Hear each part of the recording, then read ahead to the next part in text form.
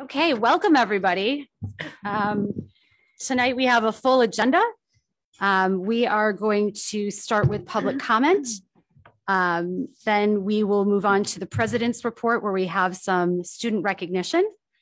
We have an educational presentation for the VHHS and LHS STEAM showcase. It took place at both. The student school board rep reports. We'll turn it over to Dr. Herman for the superintendent's report. We do have a consent vote agenda that includes items that were just turn it over to Chairman Batson for the Program and Personnel Committee portion of the meeting. We have several board policies to review, as well as some contracts. And then we will hear from Chairperson Rooney for the Facilities and Finance Committee. We will have an executive session where we will discuss collective negotiating matters, 5 ILCS 120/2C2, as well as some board self-evaluation, 5 ILCS 120/2C16. When we are completed with executive session, we will return to open session. No further action will be taken and we will adjourn. So we will start with roll call. Batson. Here. Kara Benjamin. Here. John Carmichael. Here. Kara Drumkey. Here. Lisa Hessel. Here. Sonal Kulkarni. Here. Casey Rooney. Here. Great. We note everybody present. We're going to begin with public comment. I'm going to call people in the order that they signed in. I ask that you limit your comments to 3 minutes. After we hear from the people that are here in person, I'll ask for any emailed public comments. And first up, we invite Becky Clay. Public comment. Yes. Go right up there and speak into the microphone. Just say your name and then feel free to start your 3 minutes. All right. Good evening. My name is Becky Clay, and I have a son that attends. I've been attending the Zoom school board meetings since he started school. He's a sophomore right now. And after watching the last school board meeting that happened, I just wanted to come and express my sincere thanks to the staff, to the teachers that are the frontline workers day in and day out with the students, to all the administrators, to all the school board members. I just want to say thank you for your support, for your hard work. I'm a fellow educator, and I want to say I see you, I hear you, and I walk alongside you. And that's why I'm here tonight. So thank you for everything that you do. Public comment. Public comment. Okay, next up we have Marnie Navarro. Public comment. Public comment. Public comment. Good evening. My name is Marnie Navarro. I'm a proud District 70 and District 128 graduate, District 70 parent, taxpayer, and litigator. I'm deeply concerned that the comments made by the board at the end of the last meeting reflect a fundamental misunderstanding of the law.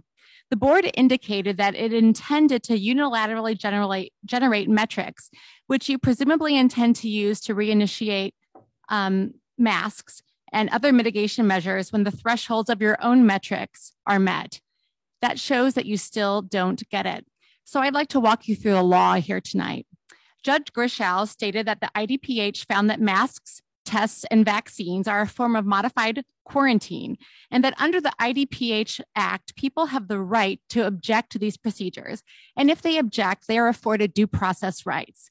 She further found that the delegation of authority to school districts regarding public health and safety is an abuse of power and was never contemplated by the legislature. What you said at the last meeting that you're going to enact metrics by which you intend to rely upon to reinitiate masking and other mitigation measures without guidance from the IDPH and without affording due process to objectors is illegal. I'm talking to you, sir, please. Thank you. Governor Pritzker attempted to circumvent the pending court action, including appealing to the 4th District, and sought for the JCAR to extend the mask mandate in schools. The bipartisan JCAR committee unanimously ruled, declining to extend the school mask mandate, which expired on February the 13th. The 4th District then issued its ruling, denying the state's appeal as moot because the IDPH emergency rule containing the school masking mandate had expired and was not extended. Pritzker, belligerent to the end, then appealed to the Illinois Supreme Court, who likewise declined to hear the appeal.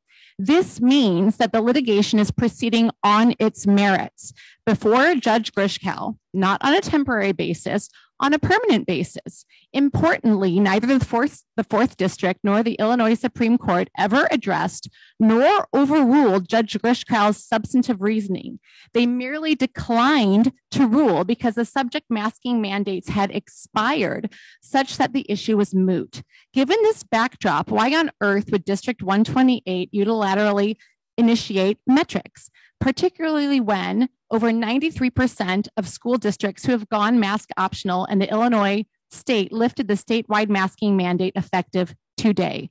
Judge Grishow and the 4th District did carve out a scenario whether an individual school district had its own policy, saying that would have to be addressed on a case-by-case basis. You're at 3 minutes. One moment. Do not misunderstand and think that this comment confers authority to you that otherwise does not exist. In order for your metrics to be lawful, you would have to present your metrics at a public meeting. You're at 3 minutes and you're finished. Okay, I'm giving you really more expensive legal advice than you're getting. I'm not asking you for legal advice, nor do I take public comment to be legal advice. Your 3 minutes are over. I ask that you respect everybody else's time. I do. And cede the microphone. I do. Come and get me. Stay in your lane, District 128 board. Stop acting like a primary public health enforcement entity. Get back to your actual business of educating our students. Thank you. Public comment. Next, we have Dale Sherman. Public comment. Public comment. Public comment. Public comment. Hello, I'm Dale Sherman. I'm a D128 parent, a D70 parent. Thank you for your time tonight. I'm not sure we're going to get very far by being belligerent to the public speakers, the people who came here to comment. It's, they spend a lot of time thinking about these things. They sincerely want to share things with this board, and I would hope that the board would be open to what they have to say. I was disappointed last week, 2 weeks ago, I guess it was when we met. I think a misrepresentation was made. I'm not suggesting it was intentional, but a vote could have been had 2 weeks ago. You had mitigations on the agenda, so it was publicly noticed. You had a quorum present. All it would have taken would have been a motion, a second to the motion, and there could have been a vote. It's Robert's Rules of Order. I think it's consistent with the bylaws of this body, and there could have been a vote on masking, and that didn't take place, and the representation was, no, we can't do it. It might not have been customary, but certainly it would have been proper. And it's a shame that the representation was made that it could not have happened. It could have. And I think it's consistent with the whole way that this was handled. It was handled without transparency. It was handled at odds with the law. And even the way that people were treated 2 weeks ago, it suggested that the board's position, the official position was, we will follow the law, but only if you sue us. It's going to require you to sue us in order to get us to follow the law. And it's, what sort of moral example does that set for our students in our community? What sort of ethical example does that set for our community and for our students? And what is the legal example there? So if wasn't clear before for the last 2 years, it should be abundantly clear now from recent rulings. You don't have authority to create mask mandates. You don't have authority to act independently to create mask mandates. You don't have authority to have the testing mandates, the quarantine mandates. You need to work very closely with IDPH. Even their authority is limited. And you have to make room for due process for objectors. That should be abundantly clear. So I ask that you continue to try to follow the law. So far, that hasn't happened. I hope you get better counsel from your high-paid counsel that you have. And either good advice was given and not followed, or not so good advice was given and was followed. Thank you. Public comment. Next is Erin Kahn. Public comment. Public comment. Good evening, board. My name is Erin Kahn. I'm a taxpaying resident and a parent of two soon-to-be Libertyville Wildcats. I spoke at the last meeting along with so many other outraged people who have been fighting to be heard by this school board. What has struck me the most throughout this ridiculous debacle is that this school has chosen such a difficult path forward. This school chose to alienate students. This school chose to ignore a court order. This school chose litigation. This school chose to be held in contempt of court. This school chose to ignore due process rights. This school board chose to ignore their constituents. This school has done nothing but choose division. After all those speakers last time, myself included, this board conducted a meeting that went completely backwards. You spoke about the need for your own school metrics. Suddenly you felt you had the knowledge, capabilities, and authority to put your own metrics into place. Suddenly you felt that you were scientists or doctors or authorities on public health. While I understand the conversations were maybe a brainstorming session, I found it ludicrous that any one of you felt that you have the credentials or authority to create public health metrics for future mandates. This, of course, would be illegal without guidance from the IDPH and giving due process rights to those who oppose. I hope that this school board understands their place in the decision of public health and that you understand that whatever metrics you may put into place, you cannot mandate anyone against their will or give them their due process rights. I hope you understand that your constituents are still paying attention. We will continue to demand to be heard and to demand the very best of this board. While I do appreciate all of your time and hours spent in what is probably a rather thankless job, District 128, please stay in your lane and get back to the business of education. We, the people, can decide for ourselves what serves us and our families best. Thank you. Public comment. Was there, and that is the last person that I had on the list for sign-in. Was there anybody else wishing to address the board? Public comment. Okay, do we have any email public comment? Yes, I do have one. This letter is from Jeffrey Brahms. My name is Jeffrey Brahms and I'm a junior. I would like to express my disappointment with the recent board decisions. I, like so many other members of the community, recognize that the pandemic is indeed receding from its peak last month. This did not and does not justify the rapid changes in school policy. I wish that there had been more planning, consideration of the circumstances, and progression down a path of lowered mitigation over several weeks. Instead, the abrupt decision-making caught students and families off guard. The changes made over the past days have bred severe animosity and tension within the school community. I ask that you pay due attention to the local statistics. Please create a concrete plan and maintain readiness to revert to higher mitigation if needed. I encourage you to exercise prudence and avoid haste in future decisions. I appreciate that free testing is available to all students by request of the administration. This is a step in the right direction. Lisa Hessel, President. Okay. So first up on the president's report, we have student recognition. I would like to invite Demarion Baker to come up to the podium. Technical difficulties. Dr. Denise Herman, Superintendent. Tonight, I invited Demarion here to speak with us. This is the last evening of Black History Month. And last Thursday, we held a summit for members of the Black Student Union from Libertyville and from Vernon Hills to come together and have a summit. And to close that summit, this young man wrote and read his poem to all of us, and I wanted to share it with all of you. This definitely is student voice talking about the importance of recognizing student history, culture. Thank you. My name is Demarion Baker, and I'd like to say long live James. This is a poem that I made for the Black Student Union and for my people. I'm Black, but it's more to me. Why do we learn so much about you when you learn so much from me? But the world don't think that's true. Sometimes I don't. But why should I believe the white Christopher Columbus found land? And why should I believe everything that my history teachers say when it's a lie?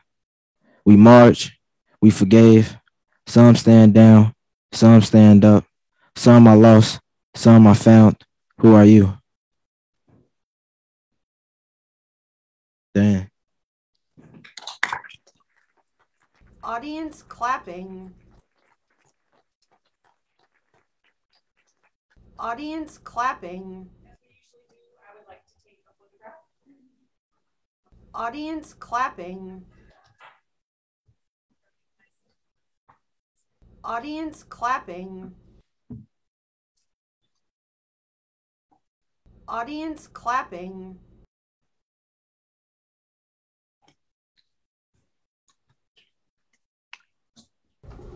People are changing locations, getting ready to speak at the podium. Thanks. Okay, thank you, Demarion, for kicking off our student recognition. I'm going to turn it over to Dr. K and Dr. G for the next part of student recognition. Tom Coolentest, Principal. Dr. Gilliam and I are very excited. We have a lot of student recognitions, and it has been an outstanding winter for many of our athletic teams. So we're going to talk about some of the outstanding accomplishments, both for our teams and for individual athletes among those teams. So Dr. G, how about we start with our Special Olympics? And is Mr. Compton here? Coach Compton is here. All right. Very good. We have some athletes going to come up. And so the first athlete that I have is Joseph Maller, who took second place in the 100-meter snowshoe at the 2022 State Winter Games. Wow. Audience clapping. Audience clapping. Okay. The next one, ever since every day I see him in the halls, and I just call him the champ, because Noah Hewitt was first in the state for snowshoe in the 100 meters and first place in snowshoe in the 50 meters. Noah Hewitt, the champ. Audience clapping. I have a state champion from Vernon Hills as well in our Special Olympics. I want to introduce Hannah Creech, who is the 2022 State Winter Games first place snowshoe 100-meter race champion. Good job, Hannah. Audience clapping.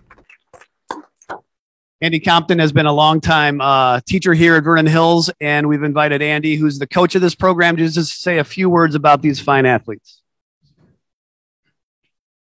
Well, thanks for having us. We're honored to be here. We're the sport here that was outside during this lovely winter with these three, but these three were amazing. We got to Galena, where this takes place. Everybody from around the state comes to compete there, the best of the best. They go through sectionals and stuff to get there. We got there, beautiful 43 degree day. This young man ran a preliminary race that was faster than anybody on the mountain. We got up the next morning to have everybody race, and it was 14 degrees, and it was below wind chill. You know, it was below zero wind chill. But during that time, if you can imagine, I just want to set this picture for you. All these guys had this stuff on, plus coats, plus snowshoes, and then they had to run a race. All right. We'll start with Hannah. Hannah won the gold in Division I. She came out strong. She actually had a funny story in her prelim. She was challenging. It was icy. She got out there, did her best she could, but then came back in the final and totally blew away the competition. She was awesome. Joseph is here at second place, and the only reason he's second place is because of this guy. We had actually 4 guys that were as fast as Joseph on our team. Unfortunately, a couple guys got sick and couldn't compete, so we did not have our relay team there. But that leads me to Noah, who is hands down the fastest guy in Illinois. Audience clapping. Ran at a 50 meter in 8.75 seconds in snowshoes and the full garb, and then he ran 100 in 16.75. He was in the highest division. He unfortunately blew away Joseph too, but I mean, he set himself above the rest and really deserved the honor. Really great to see that happen for our program. So congratulations to all 3 of you. Amazing feats.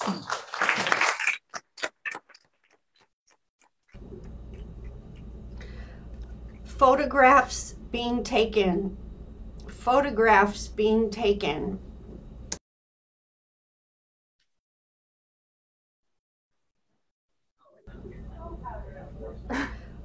Photographs being taken. Photographs being taken. That's awesome. All right. Well, Dr. K and I spent many hours last weekend at Palatine High School. We were able to watch the girls gymnastics state meet, and District 128 did not disappoint. We were super successful as a school at Vernon Hills, and Dr. K has one special individual as well.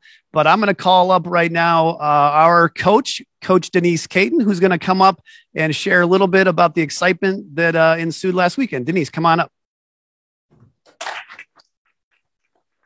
Audience clapping.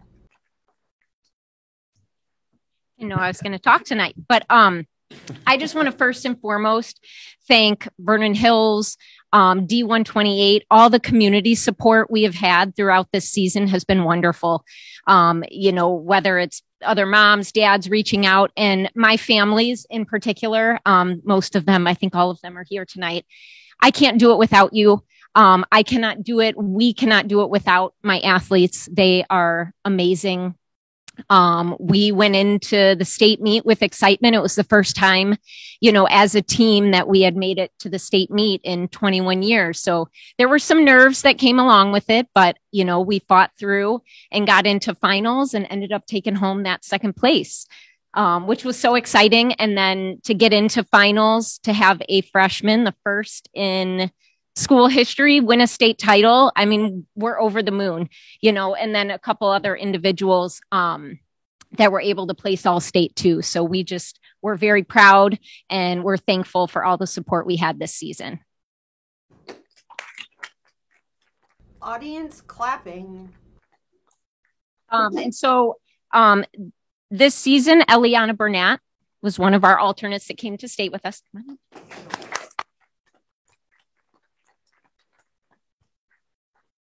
Annika Chudy.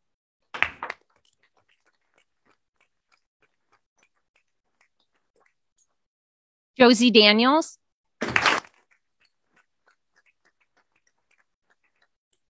Jessica Delorme.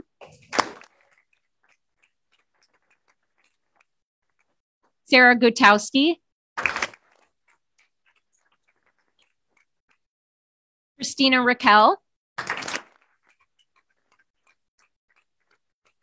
Corey Takanaka.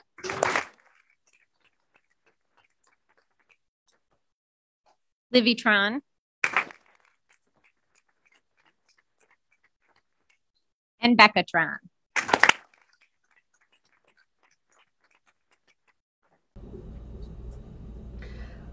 Photographs being taken.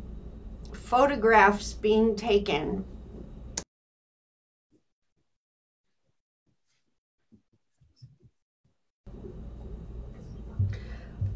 Photographs being taken. Photographs being taken.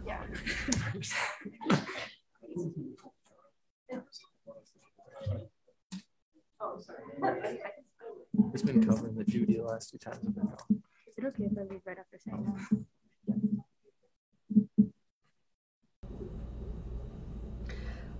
Photographs being taken.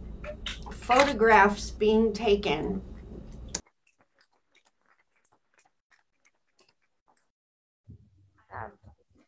And in the same sport of gymnastics, I am proud to bring up our varsity coach, Miss Tiffany Owens, and we're going to talk about our state champion gymnast as well, Anna Becker. Audience clapping. Hello, everyone. Denise so eloquently really thanked the district, leadership, families, Tom, or principal, Dr. Calentes.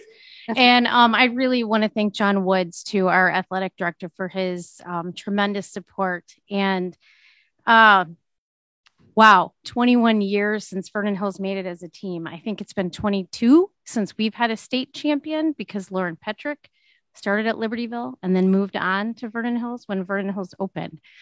I cannot speak highly enough about the work ethic and the talent and the attitude of Anna Becker, who, am I allowed to have her come over? Come on over, Anna. I feel awkward talking to the crowd.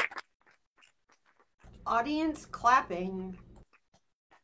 She is one of the most tremendous athletes I've ever seen in the gym. She is exciting to watch, and to take home the gold in vault and fourth on bars and 11th and all around just really is amazing. And yeah, I just am so excited to see what next year brings, because she's only a junior. So we'll be back. We'll be back next year. So congratulations, Anna, for all of your hard work, and it is very well deserved.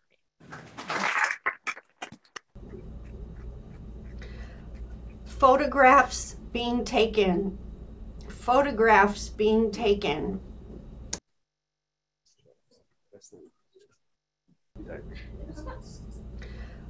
Photographs being taken. Photographs being taken. Yeah, I'm good. Don't worry. All right, we're going to keep it rolling in Libertyville with is Coach Fowler you coming up, and is Coach Cunningham here? Just you? There you are. Just Coach Fowler. Coming on down to talk about our all-state diver, Ethan Paul. Right there with this. There he is. Good. Audience clapping. First of all, good evening. Thanks to the parents. We've been together a long time, and this has been a great weekend. Not surprising, but it was very nice. Ethan just did a fantastic job. He came through. He was a little nervous, and we figured out just have fun and dive. And that's what happened. He made the cuts, and here we are. He's also a junior, so fingers crossed we're going to be back next year also.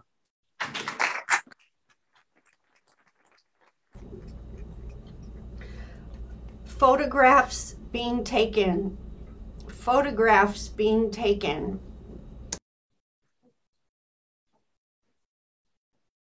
Why is his arm in a sling?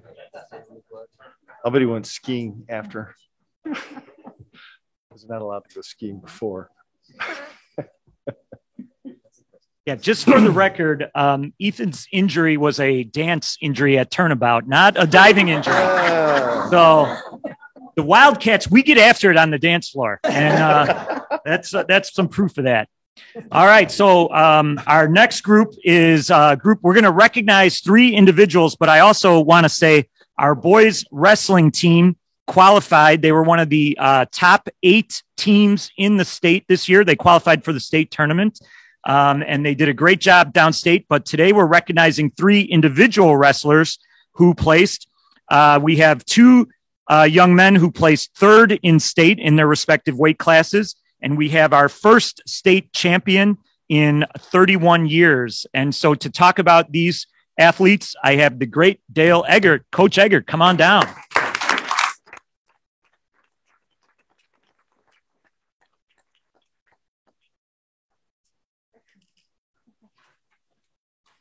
All right, so these three gentlemen, first up is Austin Gomez. He's a junior. Kalen Riley, he is a senior. Josh Knudten, he is also a senior. These are the foundation of a really good team this year. They went 7-0 in the conference and won a championship. They won the regionals in a real close match with McHenry. Gave us a chance to go to the dual team sectionals where we were able to get past Huntley and as Dr. K said, become one of the top 8 teams in the state. In the state tournament with their scoring through their individual efforts with these three alone, we wound up placing 6th in the state. Austin took 3rd at 170. He is a junior. He's also very talented at football and baseball, could probably go to the next level in each of those sports. Kalen took 3rd at 120. Next year, he is headed to the Citadel to wrestle for those guys.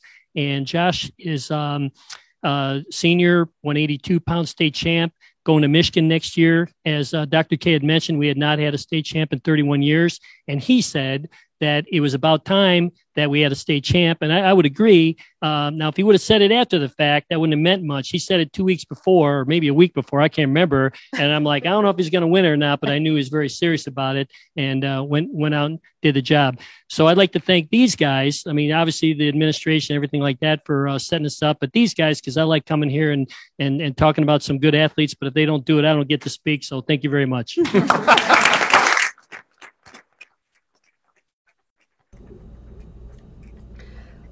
Photographs being taken. Photographs being taken. You can walk it up. Take your pictures. Feel free going up.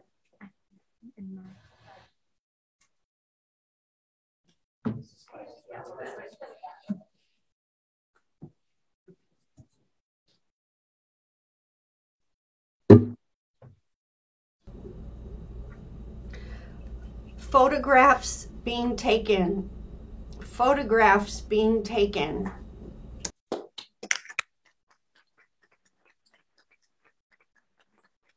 want to remind everybody how unusual this is and how special it is to have so many athletes from both of our schools competing at the highest level. Shows you the quality of our programs. I also want to mention our cheer programs from both schools qualified for state, our dance teams from both schools qualified for state, and we currently have academic teams from both schools and things like Science Olympiad and math team competing at the highest levels. So it's great to be a Cougar, great to be a Wildcat, and lots of great performances to celebrate. Thank you, guys.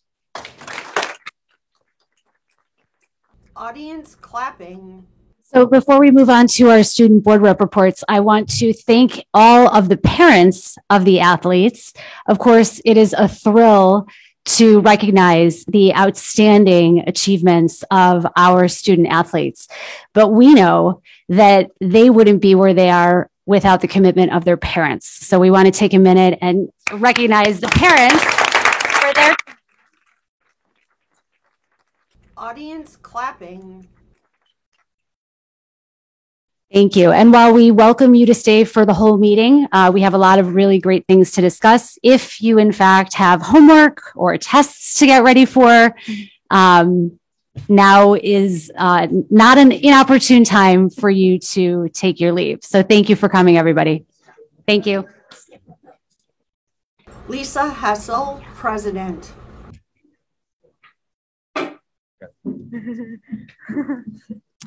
And actually, before we get to our student school board rep reports, we have a very important educational presentation about the STEAM showcase. So I would like to invite, who's joining us? John's already up there. Hey. John. Oh, hi, John. Hi, John. Back. And Adam. Right. Hi. Well, so back in 2009, we hired a young Adam Lukin who came in here high energy. He was a swim and dive coach. So actually some of these programs near and dear to your heart. And he's got another diver over here who finished in the top 20 as well. So, but Adam quickly jumped in with kids. And one of the meaningful ways he did that is through computer science. And at the time, I think we had maybe two courses and maybe 3 sections And over time, over the last decade, Adam has built that to at least 4 different courses, maybe 5. The latest is an iOS app development course, probably close to 10 sections of that, 2 teachers worth at Vernon Hills. And I know he's even commuted over to Libertyville this year to work in some of that same stuff. But he has been just a charger when it comes to getting students to do meaningful things in science, technology, engineering, math, art areas, but specifically computer science. Let me just name a few. These are a few I came up with. He's got the Verizon App Challenge, the Congressional App Challenge, the Innovation Fair with the Entrepreneur Class, Hawthorne Elementary South Computer Science Club, Amazon Career Talk Program, Girls Night of Code, VH Hacks virtual event, and most recently, the STEAM Showcase. Which is what we've invited Adam and this crew of individuals up to talk a little bit tonight. And they've got a little presentation for us tonight to follow as well. So welcome, guys. We're glad to have you here. Adam, take it. Okay, so thank you guys so much. We have some amazing, talented students. And what this was a combination of community and students. And so we're just going to honor both of you and say thank you so much. And I'm going to shamelessly plug for next year. So we had our event in this area. We had a lot more people. It was super exciting. So the E is actually a 3. That's a unique. We included engineering, which is normal, but entrepreneurship and equity on top of the normal STEAM. So we had a lot of amazing people. RoboThink, Danny Park was one of my students. He has a franchise of 60 some different robotic thinking areas where they teach kids how to program. And we're trying to get some of these guys to go out and teach there. We had a lot of awesome sponsors. We're just kind of flying through these. I reached out, someone here works at Screencastify, and they were graciously donated a ton of money. Waterway is always awesome, donating things. Security Lockway was a community member that they donated for us. All of these businesses, we had Abbott, CDW, the Chocolate Chips Association is an awesome program who is meant to help girls get into STEAM. Uline, which is nearby. Tegria is based out in Seattle. We had 117 different projects this year. And this is our first year ever. And so we're very excited that we had 117 come out. And you'll see it was nice, evenly divided between Vernon Hills and Libertyville. And you can obviously predict there is a lot more upperclassmen. The freshman slice is very small, but most of these students are working on projects in more of these upper class classrooms. Here's the breakdown in our STEAM. The technology one was the most one that students participated in. Engineering was the least, so we're trying to increase that. But we had a nice mix of it. Shayna Weinstein was my cohort in this, and she is awesome, and she is right now at the tryouts. So actually, she has a video. If you would click on her, she speaks better than I. She's awesome. Hi, my name is Shayna Weinstein, and I am a senior here at Vernon Hills High School. I am the president of the Computer Science Club, as well as the Girls Who Code division of our Computer Science Club. Next year, I'm planning to major in computer engineering. I do not know where yet.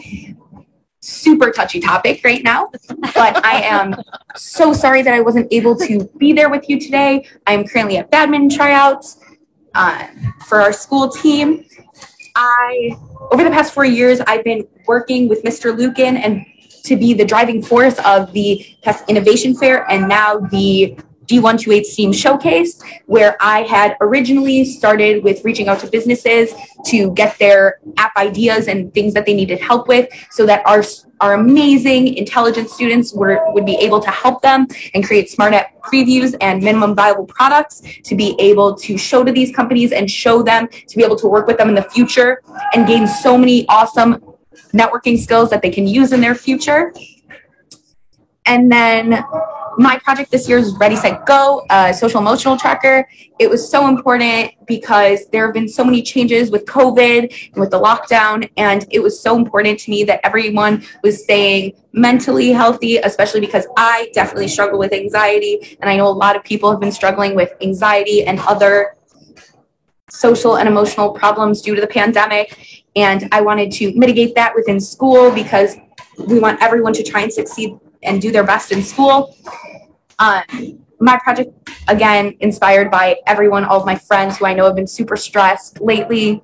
The innovation grants recently, it has helped, the IoT has helped with the little servers that were part of our project, with which Garish, my partner, will talk about, and as well as the arcade cabinet, which was so awesome to help create with Mr. Lucan, as well as this year, I'm using the innovation grant to create a vending machine from Arduino, which we're getting parts in as we speak. And I'm so excited to be building that because it just pushes me further within the realm of computer science. And I'm so excited to be a woman in STEM and to be doing all of this with the help of Mr. Lucan and the whole computer science program. Thank you so much. And I'm so sorry again that I wasn't able to be there with you today.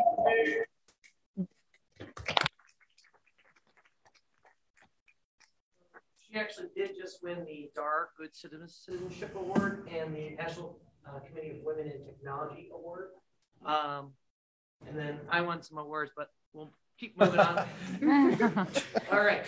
Our in-person presentation was really, really fun. We had it in December, and a handful, who attended that? Ooh, yeah.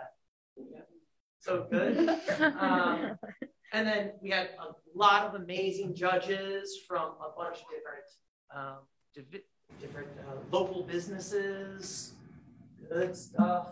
Yep, CW, Erin Jones, she's amazing. Last summer, we made a really awesome STEM program for middle school girls, specifically young Black girls, and it was just an awesome program. Good. She's my neighbor. Gotta get connections where you can. Okay. Yeah, and so now we want to honor, not only honor, but also I want to have them, each of these guys won some cool prizes, and they're going to talk a little bit about kind of where they came from, what inspired them, and things like that. So without ado, our first winner, Lawrence Zay.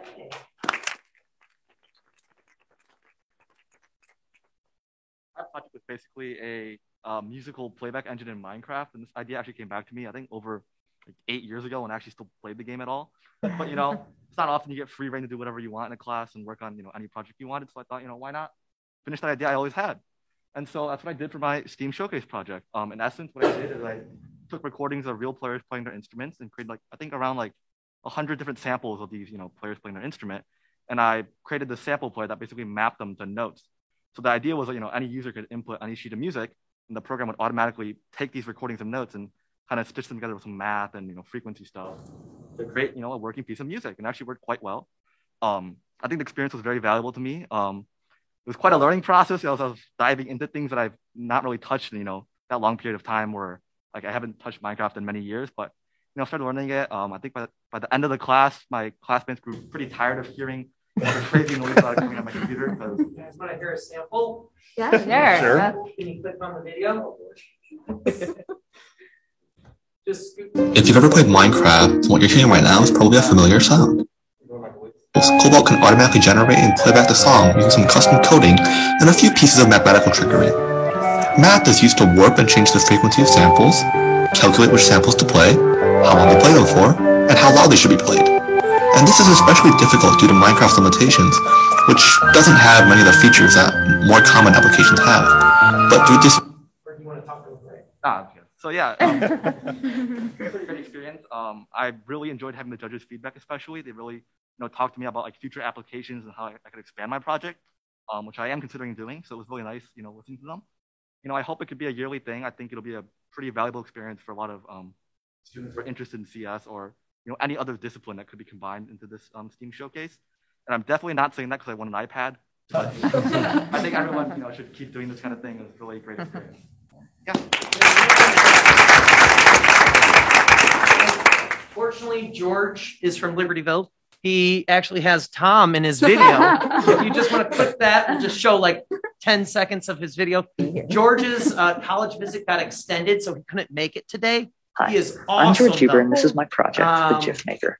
He actually wrote It all started with a problem. For the first meeting of coding camps, Libertyville's Computer Science Club, I decided our presentation needed a little bit of spicing up. I decided to add a couple of handcrafted GIFs that I had made from old photos of alumni and a Flask backend. Then it uses Python image library to crop the root image into a bunch of subframes. It uploads each of those to a remove background API so that way they come back as clear PNGs. And then finally, it splices them all together into one GIF that is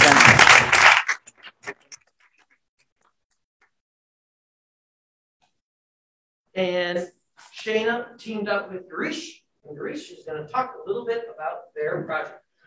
Hello, guys. I worked with my partner, Shayna Weinstein, as you've seen before. The project seems a little bit lackluster right now as it's in image and we don't have a demonstration as of right now. But overall, the project has been a very good experience. Since I think sophomore year, I really wanted to get into electronics and see where that can get me. And through this project, there was definitely a creative struggle. There were days that I almost gave up, but I kept working through it, developing it bit by bit. And I seen that there's almost two shades of computer science, one on the higher end and one on the lower end. The lower end would work with the electronics, while the higher end would be more the code and the logic itself. So yeah, it was a really fun project. A project was a tracker that the teacher can send responses back and forth and gather responses. And the plan was for a student to have one tracker and the teacher to have another, and they would act as the client and the server. And the server, aka the teacher, can send the client a few questions, and through the touch sensors on the actual IoT board, the students can send responses back. I'm really happy about how the Innovation Fair gave me this opportunity to use electronics and see where that can let me go. And I hope that we have more opportunities to do things like this in the future, especially for the underclassmen.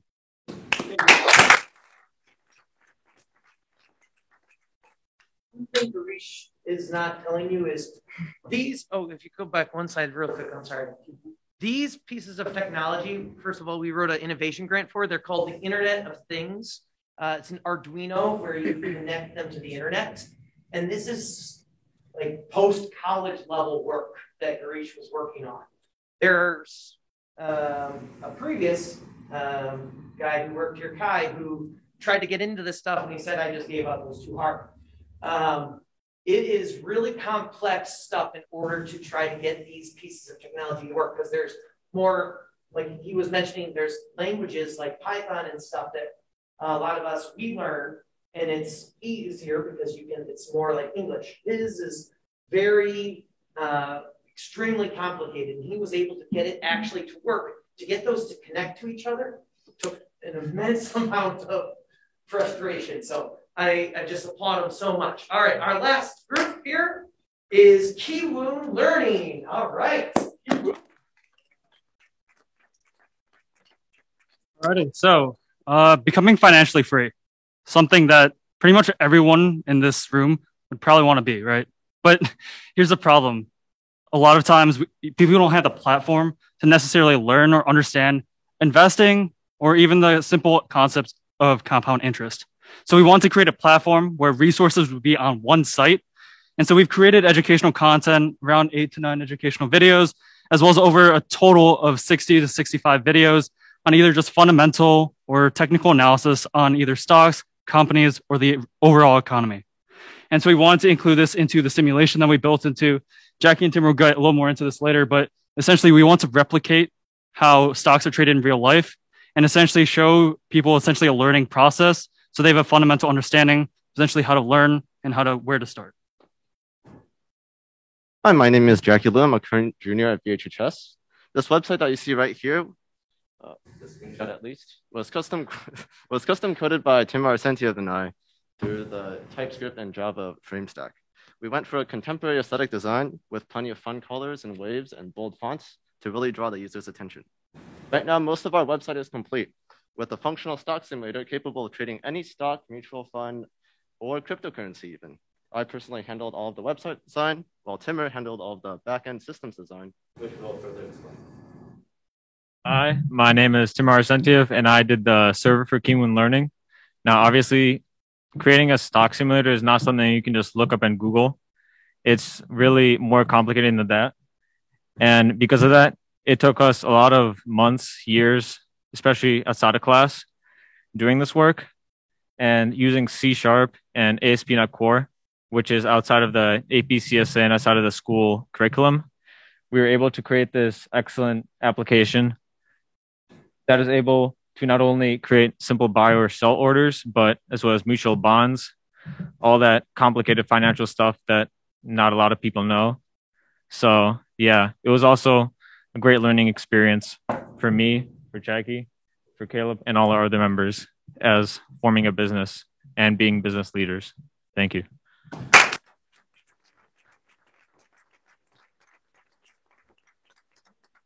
That's it. Thanks.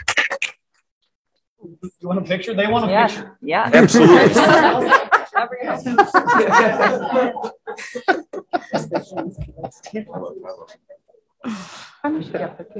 a good term. It was a meeting for sure. Very glad it did.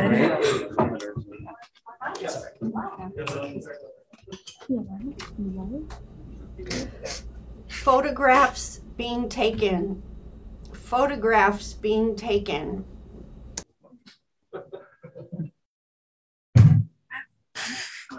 Yeah, fine.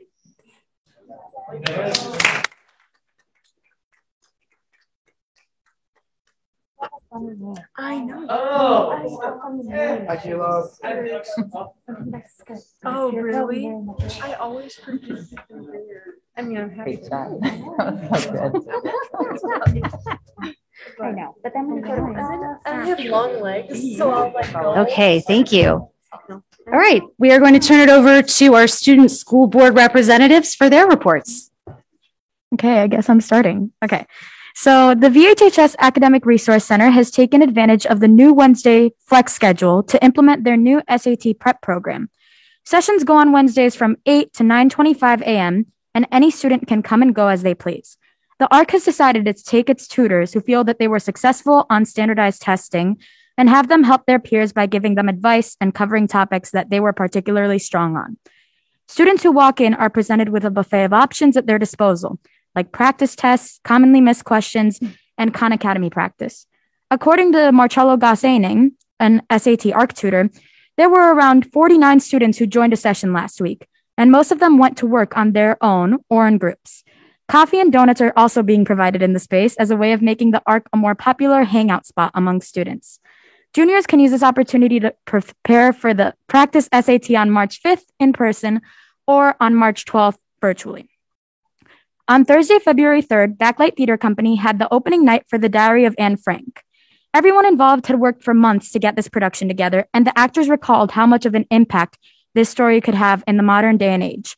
Megan Rakers, who played Anne, talked about the recent anti-Semitism that's been consistently popping up around the world, especially with society comparing quarantine, vaccinations, and mask mandates to the Holocaust. After stepping in these characters' shoes and researching their experiences, the cast wanted people to take a step back and realize the gravity of their situation compared to COVID-19 and to reflect on that. The show ended up being a success, with nearly sold-out shows and a very emotional crowd reaction. With this production taking place before masks became recommended at D128, The cast was considering wearing clear face shields to more clearly express emotions for the production. However, some didn't feel comfortable, and the cast as a whole chose to use the black masks instead. February is Black History Month, and VHHS's Black Student Union has been taking the chance to organize some fun activities and celebration. A weekly trivia competition has been posted on the bulletin board for all students to participate in. They ask questions about certain empowering Black leaders and use the space to educate the school on lesser known but equally powerful African Americans. A video was also released last week showcasing students of all different races talking about the importance of Black History Month and what it means to them. Black Student Union also met up with the Libertyville BSU students on February 17th to talk about each other's experiences with Superintendent Denise Herman. Leslie Ann Benjamin, who attended the event, said, "It gave the Black students from VHHS a chance to bond with the Black kids from LHS without the overlooming conversation about race that usually happens when we join forces. It gave me an opportunity to be free, to look around the room and see people that look like me and have gone through similar struggles. It was exhilarating to finally not be the only Black person in a room." And now, Kevin. Hello, everyone.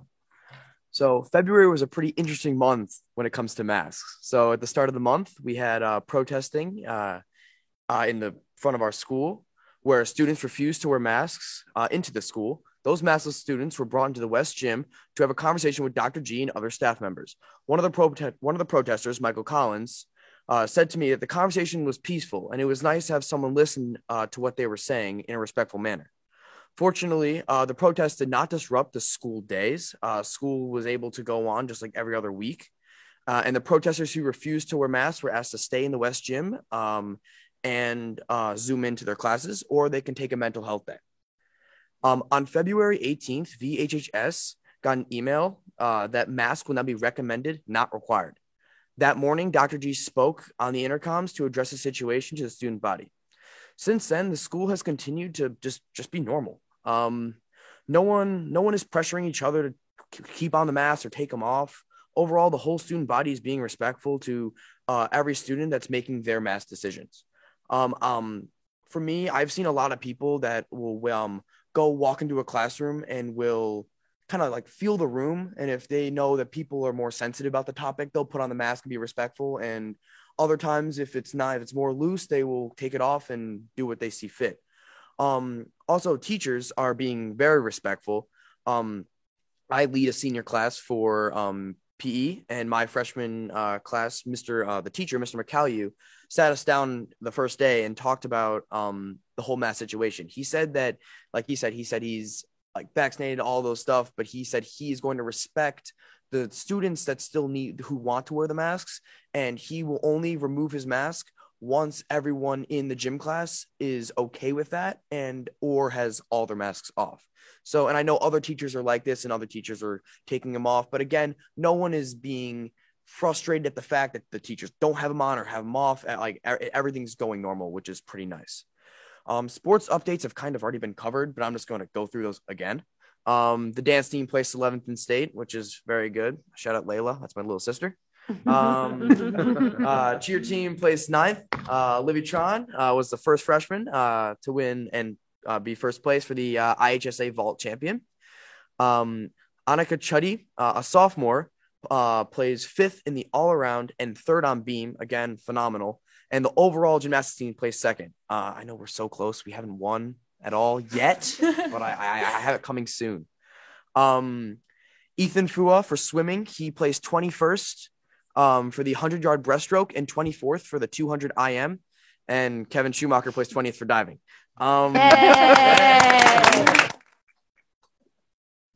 Congratulations to our VHHS art department and several students who earned recognition. VHHS students Alina Revinskaya, Sasha Agafonova, sorry if I mispronounced your name, and Sophia Kim, who submitted portfolios to the senior portfolio competition.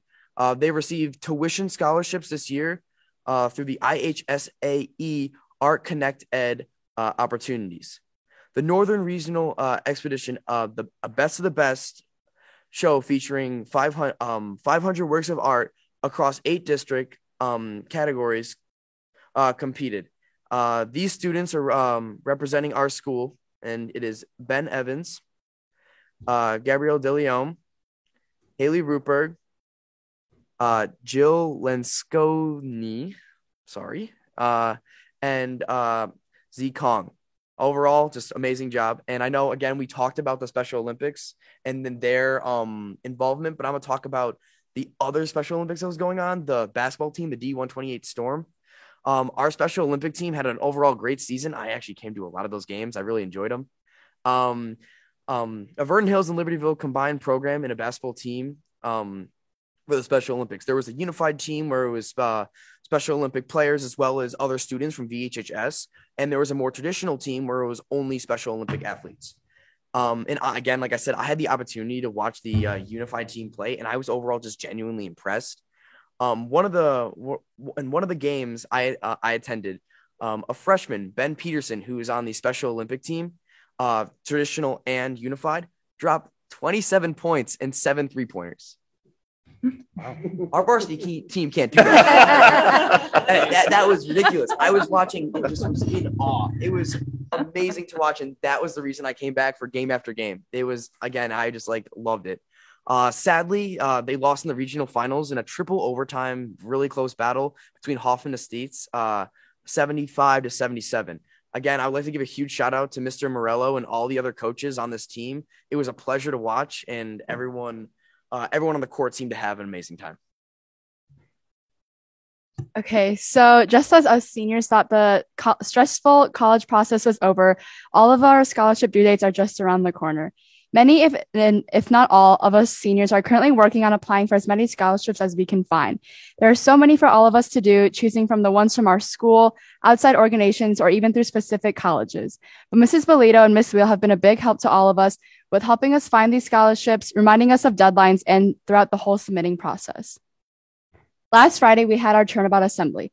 It was so great to see all the students in the gym and cheer on our amazing sports teams, the Staffers students basketball game, and so much more. Students also had the option to watch the assembly from the cafeteria TVs if they felt uncomfortable being in the gym with other students not wearing masks. And this Saturday, we also had our Turnabout Dance. We had a record number of Turnabout tickets sold, with nearly 700 in total, and all the students had so much fun.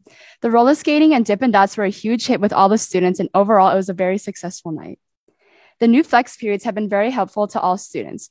Since so many of us are involved with things like sports, clubs, AP science classes, and so much more, it's really hard to find times to meet with teachers. I personally have used the new flex periods to either catch up on homework or meet with my teachers, and it's helped me manage my time a lot better.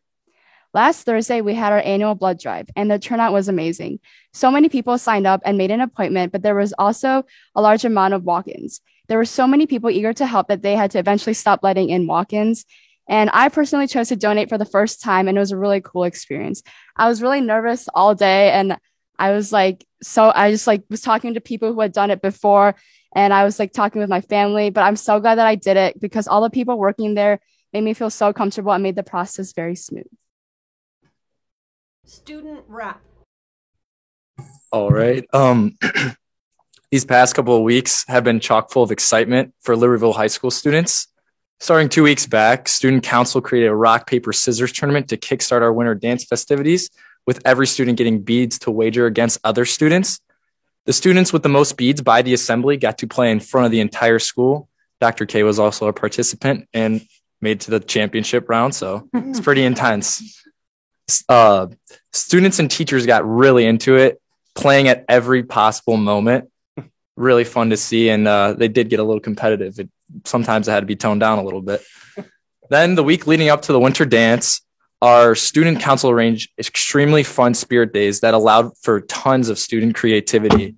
The fan favorite had to be Anything But a Backpack Day, which needed some guidance from our administration, but we saw everything from recycling bins to laundry baskets for students to hold their books and everything in between. Finally, our week ended with electric black light assembly full of competition games and cheer and dance routines.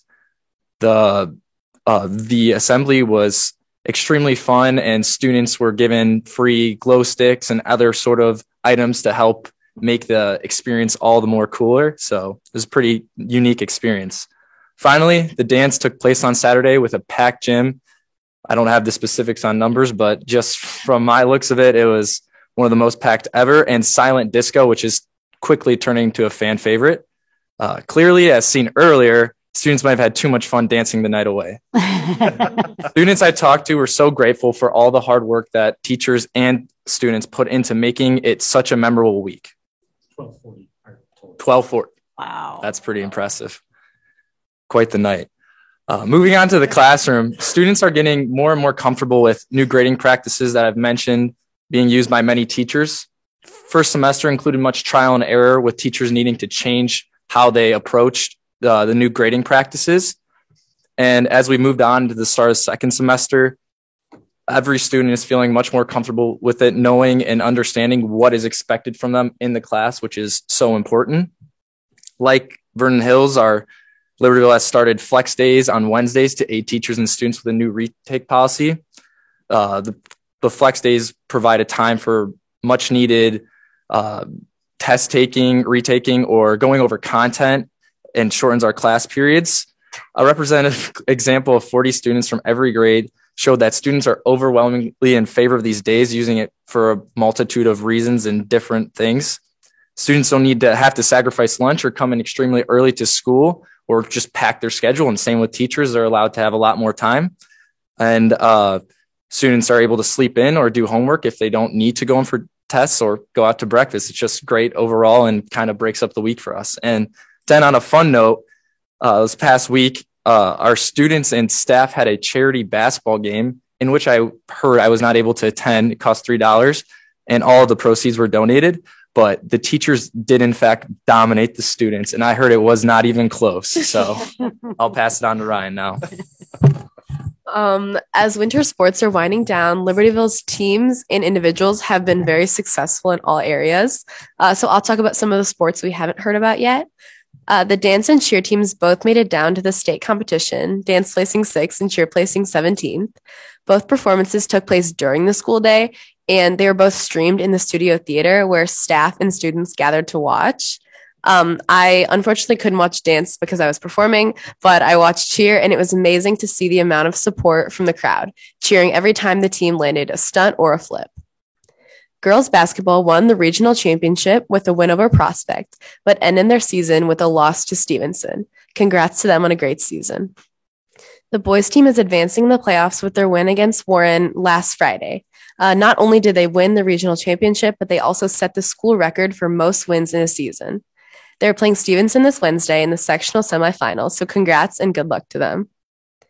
The girls bowling team was undefeated in this regular season, and they placed 14th in the state tournament. They raised $800 to the Save a Pet charity, which was the largest donation to the organization to the state. So amazing job. On February 16th, the athletic department held a peak performance mental strength workshop that athletes, parents, and coaches could all attend. This workshop focused on obstacles to athletic performance and the mental skills to overcome these obstacles to be a successful athlete. It was available both in person and on YouTube.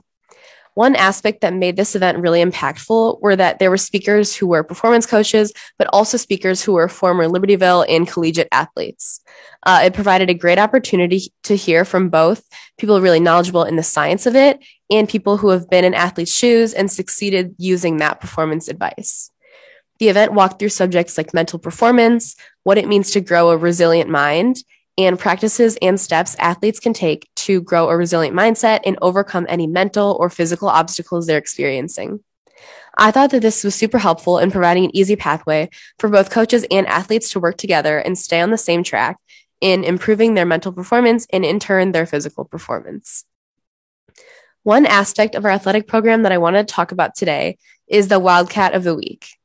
This was brought to us by Mr. Woods in 2018, where coaches select athletes every week that they want to recognize for their successes, hard work, or anything they feel deserves special recognition. These students that are chosen get to hear a short message from their coach about why they were chosen. They receive an award and a t-shirt from the athletic office, and they're also posted online. This is really important to many athletes at the school because it provides a validation of hard work that may typically go unnoticed. I feel like this tradition has really made a difference for our student athletes and helps create and continue the positive championship culture we have here at LHS. In terms of masks, I'll be brief because we're pretty similar to Vernon Hills, But Friday, February 18th was our first day that we went mask recommended. With the abruptness of the ruling, there was some confusion the first day. However, after the weekend, it seemed that everyone was clear on the rules. In my experience, we've seen about half of Libertyville students wearing masks and the other half choosing not to wear masks. Generally, students have been very respectful of each other's choices, and similar to Vernon Hills, teachers are very respectful of students and only will take their masks off if their students are comfortable with that. After a week, the school seems very much normal and not a lot has changed. Student rep. LHS has had so much happening over the last month, from fine arts events taking place, displaying the effort and time students have put into the pieces they perform, to the winter dance every student was so excited for, as they mentioned. The winter play was held on February 11th and 12th. The play was titled Picnic, and personally, I enjoyed seeing my friends perform who could not stop talking about all the fun rehearsals that they were working on to put on the show. I'm not kidding. Every single day they were talking about this. I have heard from a few that were in the play, and particularly Nadia Simpson said that it was a more laid back than it was in the fall musical, which is also a huge event at LHS. They liked that it felt more easygoing and less stressful. LHS's band held their winter concert on February 17th. The winter concert is one of the biggest performances of the year, and so much time went into planning and organizing the concert for friends and families to see. I have a few friends that performed, and they said that it was a big accomplishment for them, especially for the seniors, seeing all the progress they had made since freshman year. Cabaret was also performed on February 23rd. Cabaret is a more fun concert for choral as well. The theme was decades, and everyone dressed as their favorite era and time. Me and my best friend Kaylee Kinist dressed as 2000s, looking like we just came out of Clueless. Students not only got to perform as a whole choir, but also had solos, duets, and trios to show the audience. Spider-Man also invaded the concert when Cleftos, one of the separate singing groups focusing on our basses and tenors in the choir, performed their performance that they had worked on separate outside of school. Orchestra will also be holding their winter concert on March 3rd, and I'm sure so many are excited to see what new winter themed pieces our orchestra has to show. Within the Winter Orchestra is a solo and ensemble, which is being held on March 5th, where students prepare their own performances either by themselves or with a small group of friends to show a more individual aspect of our orchestra. Finally, our jazz band is having their winter concert on March 9th. Our jazz band is our musical ensemble for more jazz-based music. I was not able to attend, but my dad went, and being a 60s baby, absolutely loved the music that they played. So in conclusion, lots of winter concerts and lots of students putting their talent, effort, and time into music that they love. LHS's Fine Arts program, whether it's within our bands, orchestra, theater, or chorals, is so greatly appreciated, not only by students, but by teachers, moms, dads, aunts, uncles, cousins, and, well, you get the point. I would like to thank the board for all the effort that they put in through such a hard time to have our students have lifetime lasting memories such as these, not only between their peers, but with their directors, teachers, leaders, and with their families. Thank you so much. Thank you. Nice job. And I will say that we also are incredibly proud of the quality of the fine arts, both at Libertyville and Vernon Hills High School. We are patrons and fans as well. And we're very proud of the quality of the work that comes out of both of those departments. So thank you for highlighting that for us. Also want to say that, many of you sitting here have accomplishments that you've made academically, as well as in athletics and fine arts. And we are so pleased that you continue to share your thoughts and your insights about what's going on in the buildings with us. So good luck, LHS basketball. We look forward to hearing good news. Before I conclude the President's report, I do want to thank everybody that has come out for public comment this month, both at committee and tonight, especially the students. We heard from them in person as well as via email. I also wanted to clear up just a couple of things that were incorrect. We did have people wondering why we didn't have a special meeting, which we didn't feel was required since the administration wasn't recommending any changes to our culture of care plan before the committee meeting. So we waited until then to hear the recommendations. We also are very appreciative of the district leadership team for their careful consideration with our legal counsel as we worked through the litigation where we were a named defendant.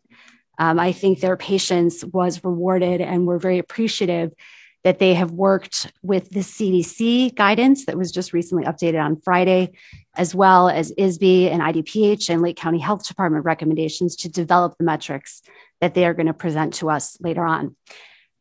Also want to make it clear that no one suggested that we couldn't motion for a vote at committee. We noted that it wasn't our normal procedure to vote when it wasn't indicated on the agenda. And since there were no changes being made that we needed to vote on, you'll note that all the way back to the beginning of COVID, there was only one time where we did take a vote during a regular meeting.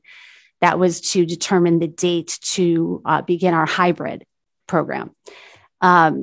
Since before that and after that, we have been taking recommendations from the administration without voting.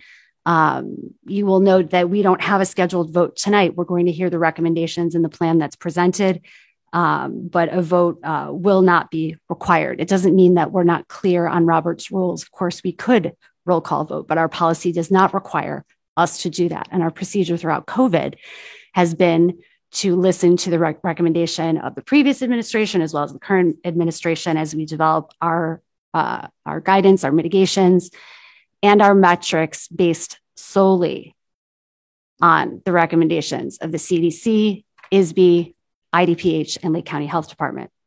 Also do want to say a big thank you to Dr. K and Dr. G as they worked with students who were exercising their civic right to demonstrate.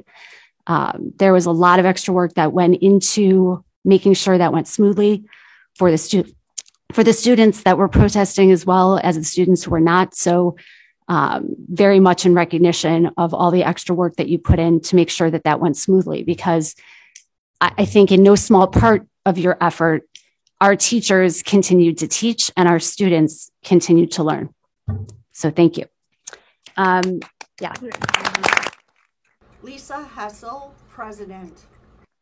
And without further ado, I'd like to turn it over to Dr. Herman for her superintendent's report. Thank you very much. And again, it was wonderful to hear all of your reports, students. And I just want to remind you, Thursday night, we have a stakeholder group meeting. So I hope you have that on your calendar, and I look forward to seeing you then. There's two of those, right? Yes, there's one this Thursday and then April 20th. So thank you for trying to make both of them if it works for your calendar. I get to start with sharing some good news, and these are things that are in addition to all the good news that our board reps and that our principals have already recognized. So I'll start with LHS senior Ryan McCrory. He's been named one of, she, sorry.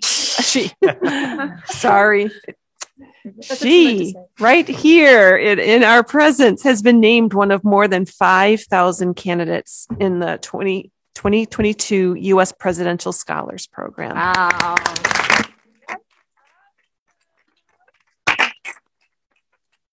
Candidates were selected from nearly 3.6 million students, so that's 5,000 out of 3.6 million expected to graduate from high school in 2022. Inclusion in the Presidential Scholars Program is one of the highest honors bestowed upon a graduating high school senior. Scholars are selected on the basis of superior academic and artistic achievements, leadership qualities, strong character, and involvement in community and school activities. Approximately 600 semifinalists will be named in early April and the finalist in May. And Ryan, we wish you the best of luck. Okay. Next, we have, and we heard from Shayna this evening, Shayna Weinstein was named an honorable mention in the National Center for Women in Information Technologies 2022 Award for Aspirations in Computing. The award recognizes 400 high school students from 43 states and all overseas military bases. This year's 40 winners and 360 honorable mentions were selected from more than 3,500 amazing, talented young applicants.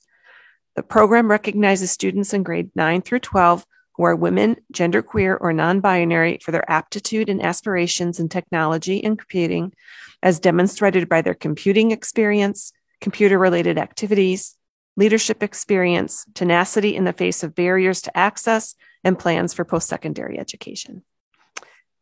Next, Senior Tavish Sharma was named a 2022 Prudential Emerging Visionary for bringing power and vision and meaningful change to his community. As one of 25 young people from across the country selected for this year's inaugural class, Tavish will receive $5,000 in funding, as well as an invitation to participate in an awards summit. Select winners will be eligible to participate in a pitch-off, where a grand prize winner will receive an additional $10,000 in funding.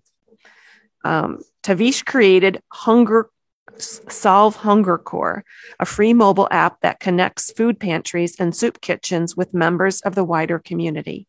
As food insecurity rose during the pandemic, Tavish realized many people wanted to help but didn't know how to.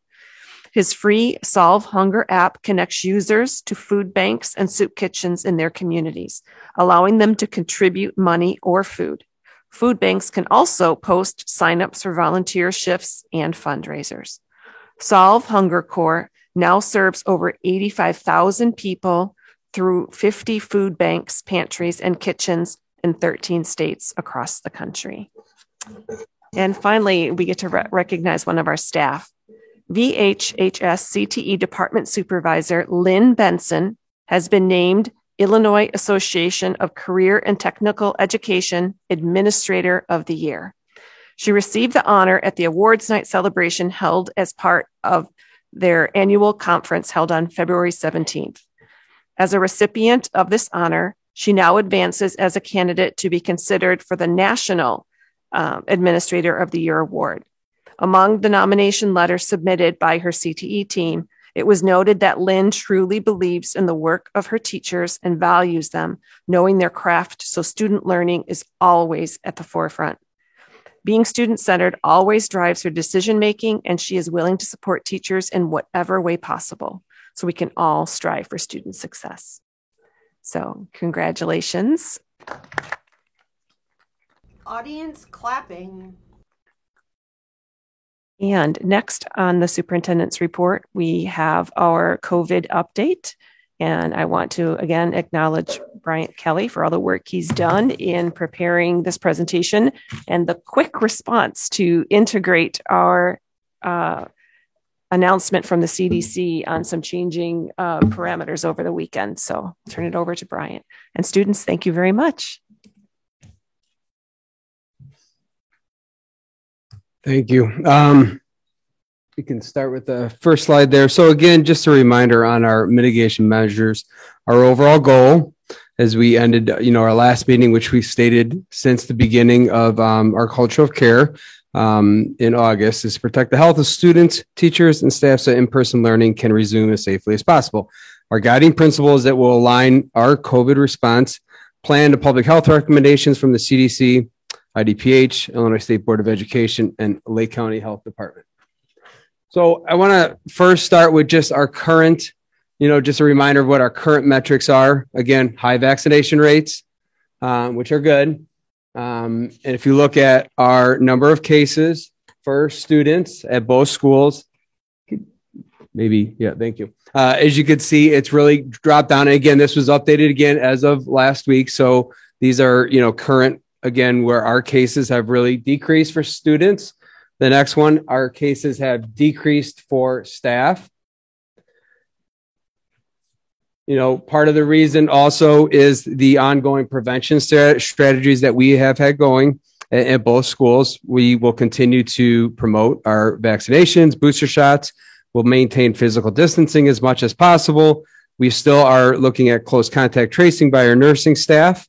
We're in communication all the time with the Lake County Health Department on positive cases among students and staff. So when we report the cases online to our site, we also have to put that into a system by the Lake County Health Department. Hand washing, respiratory etiquette will be continued to be encouraged with, again, appropriate cleaning supplies available in all the classrooms, locker rooms. Again, robust daily cleaning in all our facilities will continue. and HVAC improvements again were made across the district, and we'll continue to monitor at both Libertyville and Vernon Hills High School.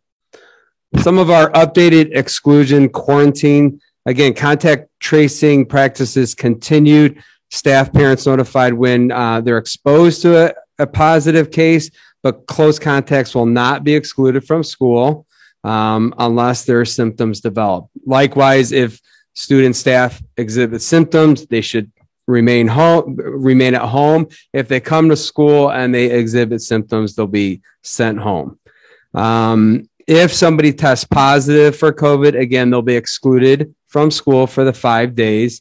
And again, day 0, and then it's 5 days, and then they return on day 6. So that's, again, the current guidance from CDC. If any of this changes from any of our, health departments, we will continue to update that. Which brings us to our latest update from CDC, which came out Friday night. So as we were asked at the last meeting, the committee meeting was to look at some decision-making and metrics. And so we started consulting with the local Lake County Health Department, other schools on what they were doing. And obviously a shift happened Friday night when CDC released some of their updated guidance. So I want to go over that updated guidance to make sure you understand what that is and how we maybe can incorporate that into our schools. So from the CDC, their COVID-19 community levels. And when they say community, it's really county levels. And if you go on the CDC website, you can click on and see where your county levels are at. And so what they do is they look at the COVID-19 admissions per 100,000 in the past 7 days for the hospital, the percent of staffed inpatient beds occupied by COVID-19 patients. So again, so that is incorporating the hospitalization in the area.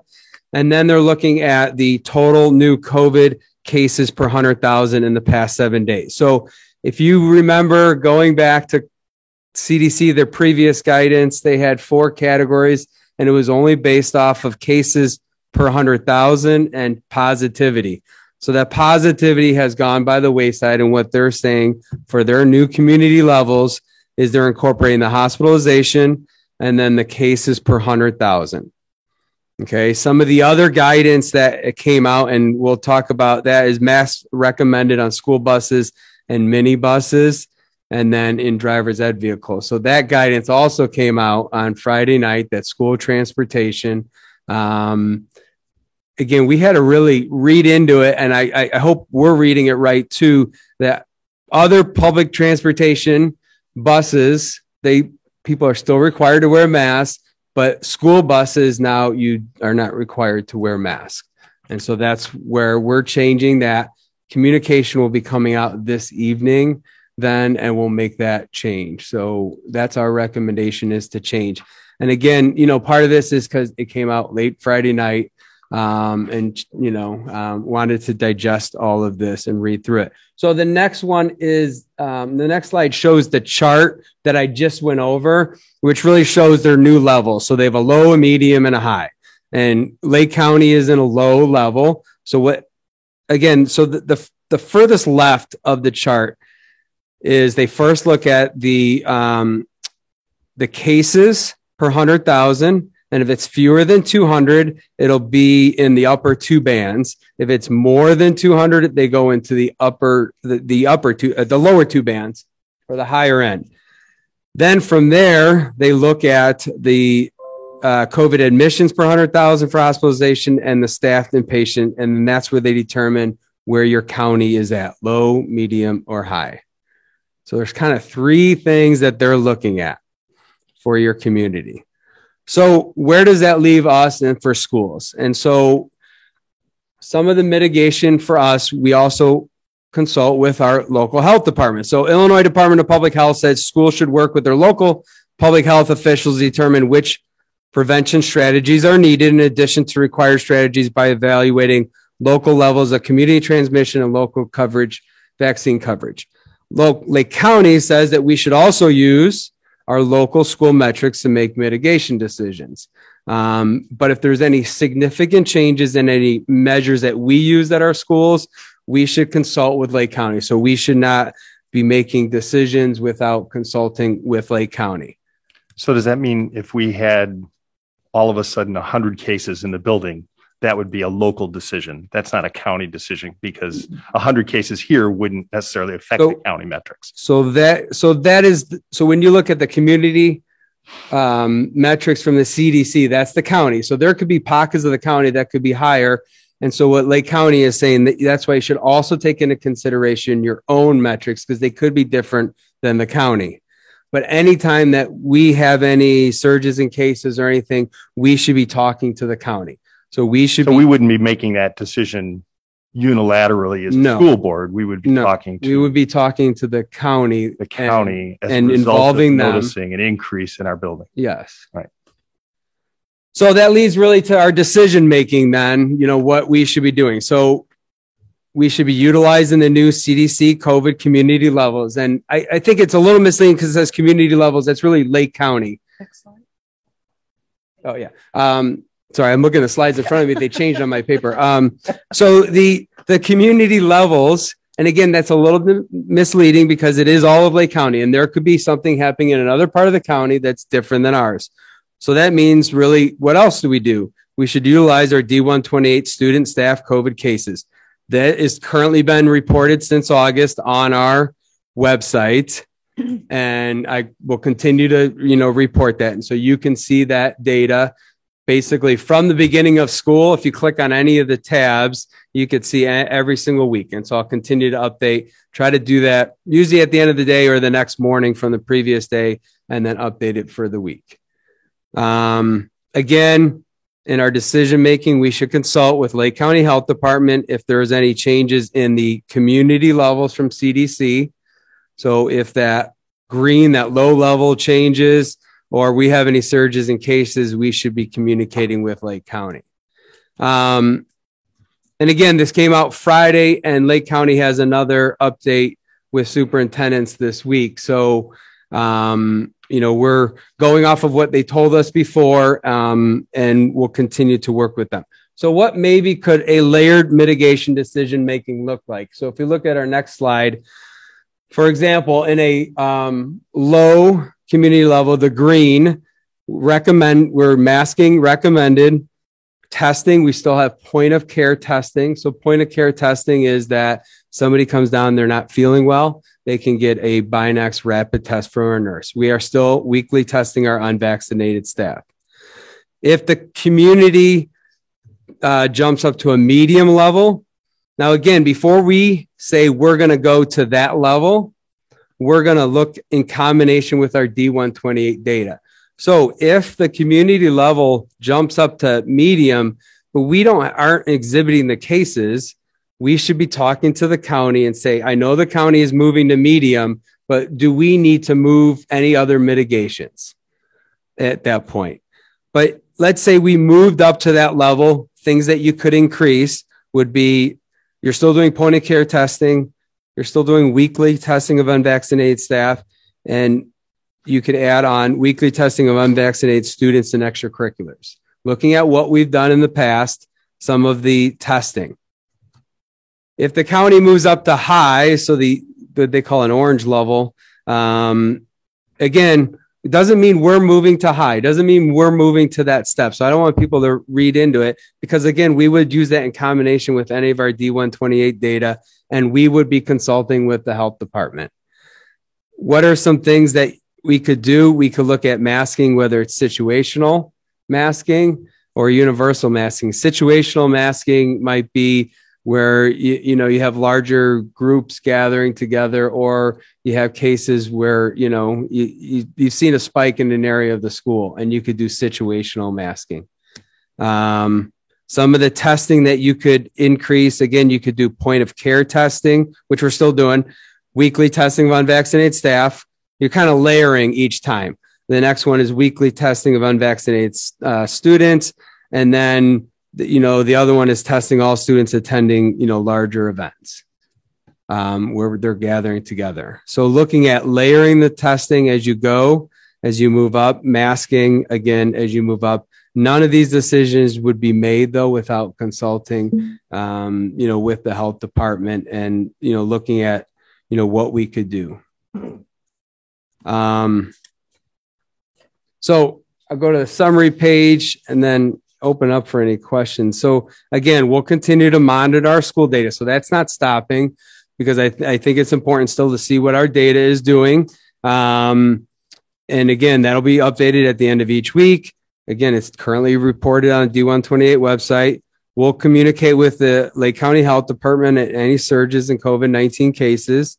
We'll consult with the Lake County Health Department and any changes that we have in our mitigation measures. Obviously the two biggest ones you're looking at are masking and testing.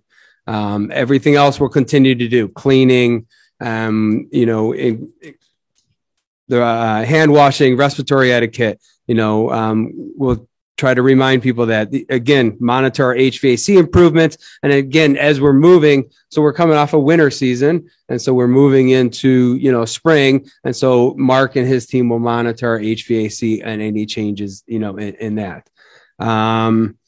If there's any changes, again, in mitigations at either schools, how we'll communicate it. We will communicate it, with the board, and then through our email system to all families. Again, the transportation masking updates we are going to send out, this evening. And then we would update our culture of care with any changes. And again, this is all, new with CDC coming out Friday night. So, we'll continue to consult with Lake County Health Department, on, their recommendations. Kara Drumke, board member. Thank you for putting that together. It's been a moving target, but my question is, can you help us from speaking to the attorneys? First of all, were there any named defendant districts who did not participate in the appeal? You know that? There were 104. Yeah, you have to speak. Bring your mic down. Were there any named defendant districts that did not participate in the appeal? Did not participate. They appealed the original restraining order. Were there any districts who left the litigation and did not participate in that appeal? I believe there were some districts that did not participate in the appeal, but whatever ramifications of the appeal still apply to all the named districts. And again, what the school districts were appealing was different than what like the governor and the attorney generals were appealing. I guess generally, what is the status that we're getting from our attorneys of our ability to even make this? I mean, I think it's valid. We heard yesterday, the Supreme Court chose not to hear the appeal, but sent it back down to the circuit court, right? So what are our attorneys telling us that we are in a position to be able to be doing as far as making decisions? You can make local decisions in consultation with the health department. Brian Kelly, Associate Superintendent. But then there's still other things to consider when, you're looking at if you're instituting any masking or quarantining items. Mandatory, Brian Kelly, Associate Superintendent. I don't know if that answers. Are there other questions about what we see in the presentation? No, I'm just going to say thank you for the work on, as Kara said, an ever-moving target. And I know this has been a lot of hours and a lot of communications with our local health department and getting people, pressuring those organizations to give direction and give clear direction. So I do appreciate the information. No, you're good. Brant, thank you. Obviously, wonderful, thorough data presented as always. And I think it is so wonderful to see the data moving in the direction that it is. I think personally, it's a sigh of relief that things are moving in the direction that they are. These kids are getting a well-deserved break from masks if they, so choose. I do have a question. regarding exclusions and quarantines. There was a time, and forgive me for not having the specifics on hand, there was a time where our nurses had suspended notification of close contacts. Just for my knowledge, when did we reinstate that? Do you remember this time where it had gotten kind of wacky to track everyone down? Yeah. We didn't have the manpower. Yeah. So when we returned from break and then the number of cases in the building, if somebody was vaccinated and didn't need to do test to stay or didn't need to quarantine, that they weren't always notified, that they were in close proximity to somebody. So, they were sitting next to them, but they were vaccinated, and the parents weren't notified at that. Right. But now, and we started that back up a couple weeks later. Once it became more manageable, I assume. Okay. Just wanted to be clear on that. And then, this part with quarantines and exclusions. It says students can return with a negative test. So this is if they're confirmed positive. Negative test. Do we need to be more specific in terms of what kind of test we expect? Does it have to be a PCR? So if they have symptoms, it should be with a negative lab test. And I think that's written on our information that our nurses share with our parents on the website. All right. Thank you. If they test positive for COVID and they sit out, they don't need to take a test to return after the 5 days. So they sit out quarantine as long as their symptoms are improving and it's after the 5 days. Okay. And then the mask would still be required for the full 10 after. We can't require the mask for the full 10. We can recommend having, so the CDC says you should wear a mask from day 6 to 10 on return, but we can't require that. All right. Thank you. I have a question. Mm-hmm. When they come back after the 5 days, do they have to have a negative test or do they just come back? No, they don't need to have a negative test. So it's you do the quarantine, and then your symptoms should be improving and fever free for 24 hours. So it's trusting them? Yes. Okay. Well, they've quarantined for 5 days. Yeah. So it should have run its cycle. They would not necessarily need to test. Okay. I had a couple of questions. One is when you look at the situational mitigation, am I to understand that possibly you could have a situation where the metrics in one school are not great, whereas the other school are okay, and you could have more mitigations in one school and not the other? You could, yes. Okay. The other thing is, as you mentioned, the weather improving. With the weather improving, are we looking at opening windows, letting kids back out for lunch and such? I think that's our goal. I think that's our goal when it does warm up, is to be able to have the lunches back. We had the Libertyville, the courtyard available for students to go back outside as long as it's warm enough. And the windows, a lot depends too with the way our HVAC is set up is, if you start opening the windows too much, then it causes an imbalance. So, but Mark and his staff will work with, when that can happen. And the HVAC system does bring in outside ventilated air, but it depends on how much you bring in. So we've ramped up, bring in more ventilated air, but when it's really cold, that's colder air you're bringing in. So it's harder. So you get more ventilation, but then you lose on the ability to control the climate. So it's a little bit of a give and take, and it's sometimes tough to find that balance, but I think in general, they've been able to do a good job keeping that balance. That's what you meant by Mark is going to monitor. So thank you for helping there. And my last question, I think, is we should also address the social, emotional needs of students who are stressed for whatever reason, whether they are masking or not masking or whatever is going on. I know we've got some emotional support type resources we've added. So I think we should add that to the plan of how are we helping different students that are wrestling with different types of events that are all related to what's going on. It's a good idea. That was all I had. Thanks. Lisa Hessel, President. Any other questions or comments about the plan? Okay. Thank you.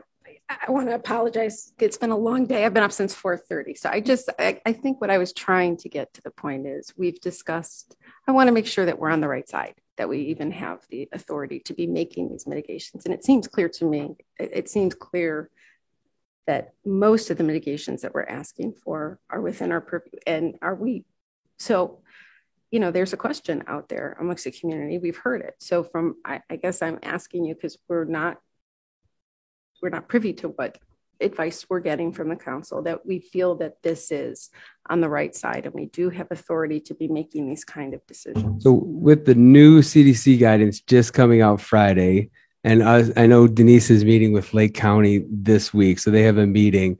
So we haven't run that far end of it, but the current mitigations that we have in place, you know, there isn't any issues with. It's, you know, when are the next steps if we move to high transmission? You know, what can we do? You know, so we're still working on that piece. That's of it. all. So I mean, Yeah. before we move from one system to the next, we will be looking at, is that even something that we have the authority to do? Yeah. Oh, yeah. That's all. I mean, Yeah. in a very convoluted way. That was what I was trying to get to. And I think, Clara, if I am understanding your question, you're asking, do we have the legal authority in addition to the metrics, the health metrics? Right.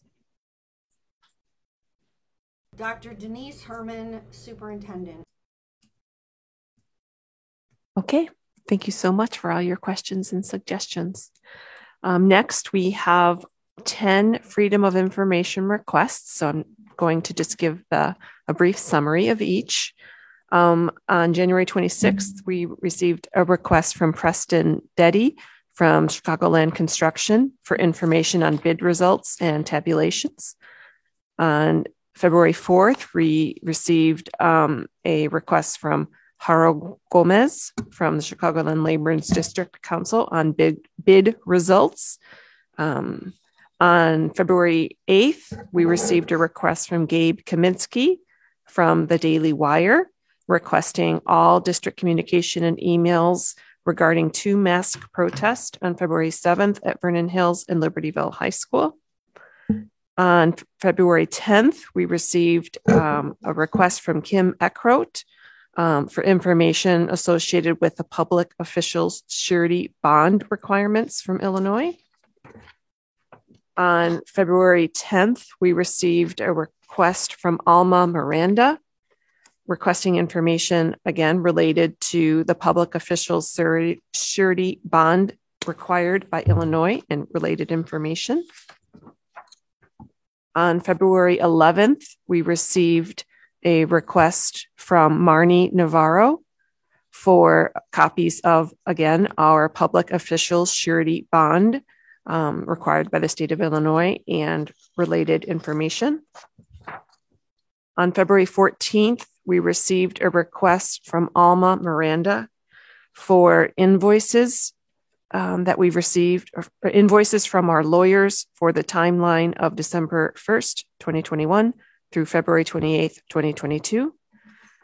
On the 16th, we received a request from Alma Miranda requesting bank statements from November 21st through February 22nd for our largest fund, the one that pays for everything. So I think that's the Ed Fund. And then on February 18th, we received a request from TJ, again, asking for electronic copies of our public official surety bonds from Illinois. And finally, on February 24th, we received from Nathan Michalik, Illinois Retired Teachers Association, information for all of our staff, teachers, administrator, nurses, counselors who are retiring this year. And then just for the record, we responded to all of those? All were responded to. Thank you. Some took as short as 15 minutes, some were as long as 6 hours. And that was noted in the board report. Thank you. Lisa Hessel, President. Okay, thank you. Moving on to our consent vote agenda. These are all items that were discussed at length at previous committee meetings. So I'll be looking for a motion to approve the consent vote agenda as presented. Move to approve the consent vote agenda. Second. Any discussion? Great. Roll call vote, please. It's the first one of the night. Batson. Aye. Benjamin. Aye. Carmichael. Aye. Drumkey. Aye. Hessel. Aye. Kulkarni. Aye. Rooney. Aye. Great. Motion passes. We move on to Chairperson Batson for the Program and Personnel Committee report. Thank you very much. Our first item on the agenda is a series of, I think, 28 board policies. These are for a second reading and adoption. So what that means is we've actually discussed these. This is the fourth time they've come up for discussion.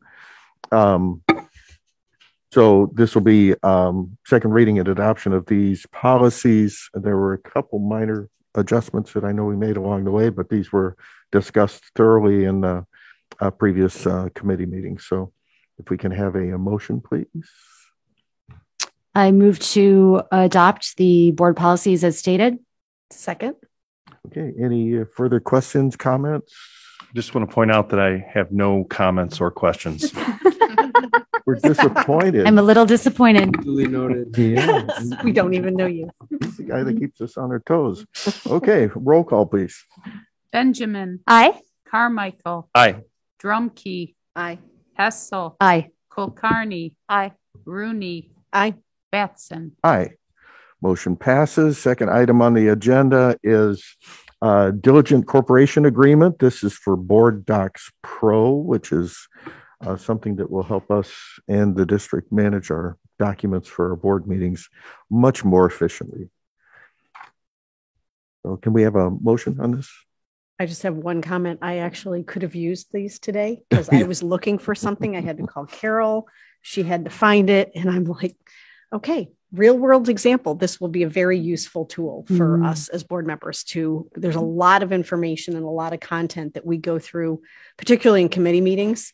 And I can only speak for myself, but I can't always remember everything. Sometimes I want to refer back to things. It would be very helpful to have this. Yeah. And for the public and for everybody. Yes. I mean, it's really, I will motion to approve the contract as presented. And I will second.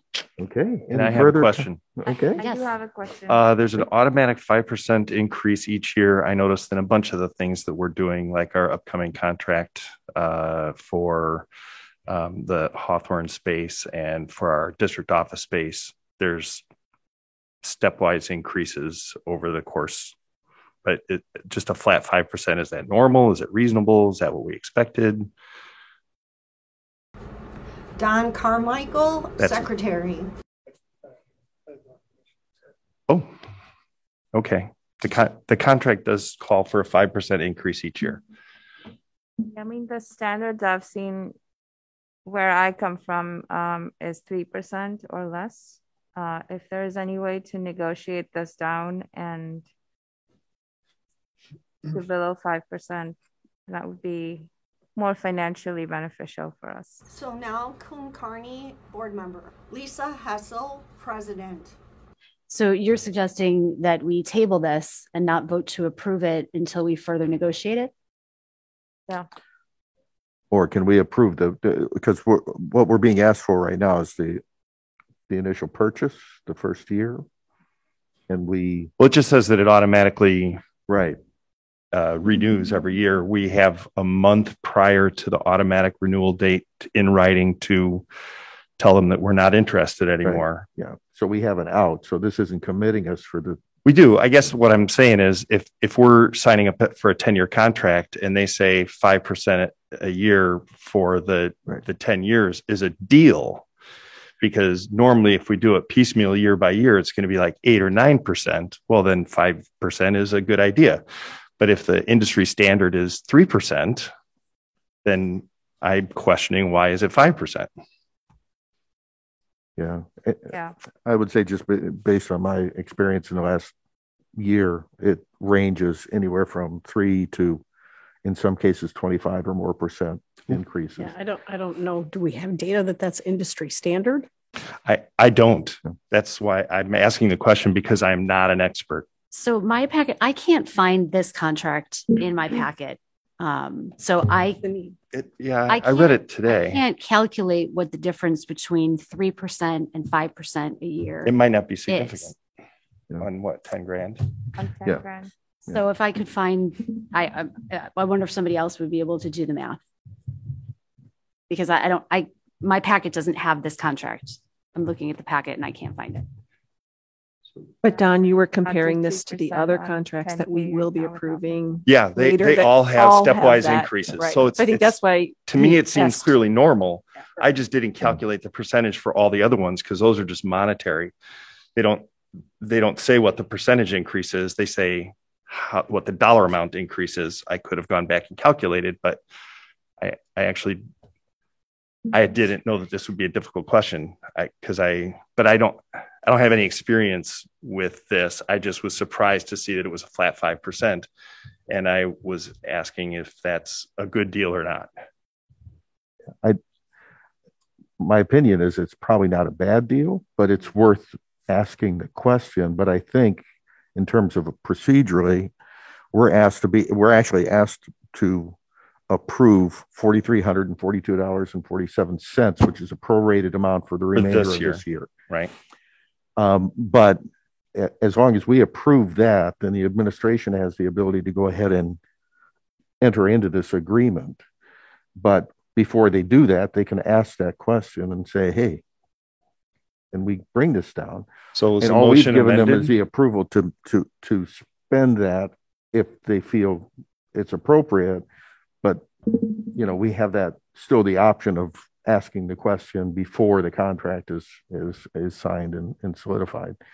And we certainly would have to approve this every year following that, even though they say it automatically, it really doesn't. They give it over 30-day out. So we would have to reapprove this the price every year anyway, in some form. So do I need to amend the motion? Is that? That's what do we amend the motion to say we're approving the 4,300 for the remainder of the contract year, and we'll have to have this conversation again when we get to a month prior to whenever this renews. But practically, if we put the time into putting all the data into this database, are we really going to not finish a contract? So yeah. I don't know that that's actually a very good point. Why would we approve something for a year that we're going to invest a lot of time in if we're not committed? And this is the industry standard for most public organizations to use. So I do think it is a fairly standard operating practice. Many of the districts that 73 that feeds into us uses this. Many other of our local neighboring districts use this same software program. Yeah. And my only comment was we're giving approval for them to spend that, but they could ask before they give the company the signature to move forward. We could ask that question. All we're doing is allowing them, the administration, to make that question without putting it off another month so that we're losing that time to be able to potentially use this. Would that address your concern? Yeah, I mean, because it compounds, right? It's 5% compounds next year. So over time, maybe it's not much now, but in 10, 15 years, it can start adding up. That's right. And I think the point that it's something that we invest time in, the more robust the data is, the better it is for the board, the administration, and the public to use it as an archive. So I think as long as that procedurally addresses your concerns, I think we'll have the motion and the second stand. And if there's more discussion, we can certainly discuss it further. Otherwise, we can. I mean, this doesn't commit the district to this, but it authorizes the district for this. Before you sign the actual paperwork, let's see if we can get any reduction in your annual increase. Okay. Any further comments or questions? Okay. Can we have a roll call, please? Carmichael. Aye. Grumke. Aye. Hessel. Aye. Kulkarni. Aye. Rooney. Aye. Batson. Aye. Benjamin. Aye. Okay, motion passes. Thank you, everybody. The next item is PLS Third Learning, and this is a administrative evaluation tool. And we were able to ask the questions that were brought up at committee last 2 weeks ago, about the contract date and everything. So this is now a 15-month contract. So I'll be using it for me and working with all of you this semester, and then having the opportunity to add on other participants from DLT for next year. Okay. And this, what I think you probably received a message from IASB that they are having a webinar on this tool, and it is one that they are recommending for school boards across the state. Do we have a motion, please? So moved. Second. Okay. Any other comments, discussion? Okay, hearing none. Roll call, please. Drumkey. Aye. Hessel. Aye. Kulkarni. Aye. Rooney. Aye. Batson. Aye. Benjamin. Aye. Carmichael. Aye. Okay, motion passes. And again, all those things had been at least the discussion in the committee meeting earlier in the month. What we're looking at now are a couple things that came in after the educational tour. No, that's the tour request we talked about. I'm sorry, No. I'm getting ahead of myself. We did No, not talk this about is the a new one. educational Yeah. tour because They're going to it state. came in after Yeah. after the PNP meeting. So this is a new. We probably didn't know we needed it yet. Yeah, exactly. Okay, They qualified and now they'd like to go. Yeah. So I was correct the first time. Educational tour request. This is the Libertyville High School debate team state competition. So another team going to state. And it's a tour request for March 17th through 19th. So if we can have a motion, please. Move to approve the educational tour request as listed. Second. Okay, any comments or questions? Wish them good luck. Yeah, congratulations. Good on luck, qualifying. LHS debate. Yeah, that's great. Okay, roll call, please. Hessel. Aye. Kulkarni. Aye. Rooney. Aye. Batson. Aye. Benjamin. Aye. Carmichael. Aye. Drumkey. Aye. Okay, motion passes. We have one last item here is employment of employees. These are some hires, replacements, that type of thing that came in after our committee meeting 2 weeks ago. So they're here as a separate item on the PNP. So can we have a motion, please? Are they here? Yes, we do have. We have two of the people who are listed who are here, and I would really appreciate the opportunity to introduce them to the board. Great. Wonderful. If I could please have Iman Ellis Bowen go to the podium. I'd like to be able to welcome you officially to District 128. If you guys could join me in welcoming her.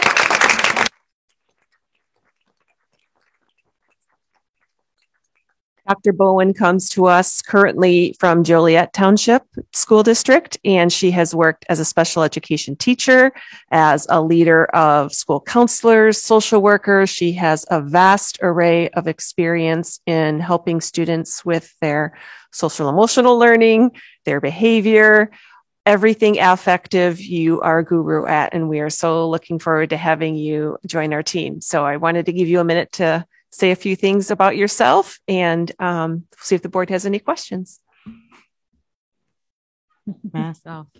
Good evening, District 128 Board of Education, district leadership, parents, community, anyone we have left in the room, as well as those who are looking on online.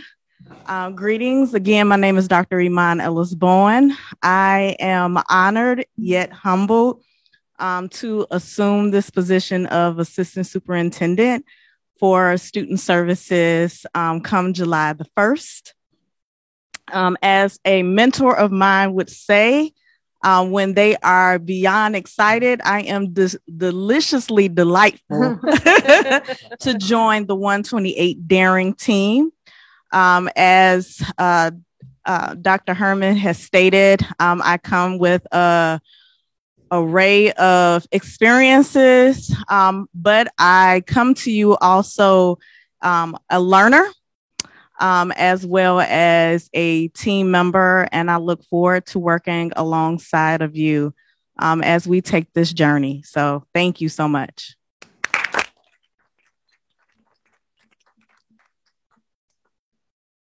And we have another one. Thank you so much. Thank you. Thank you for being here. Welcome We really aboard. appreciate it. Welcome.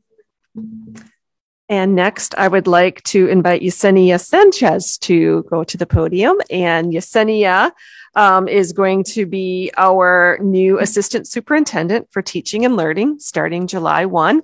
Yesenia comes to us from North Chicago currently and has worked at a few other suburban districts.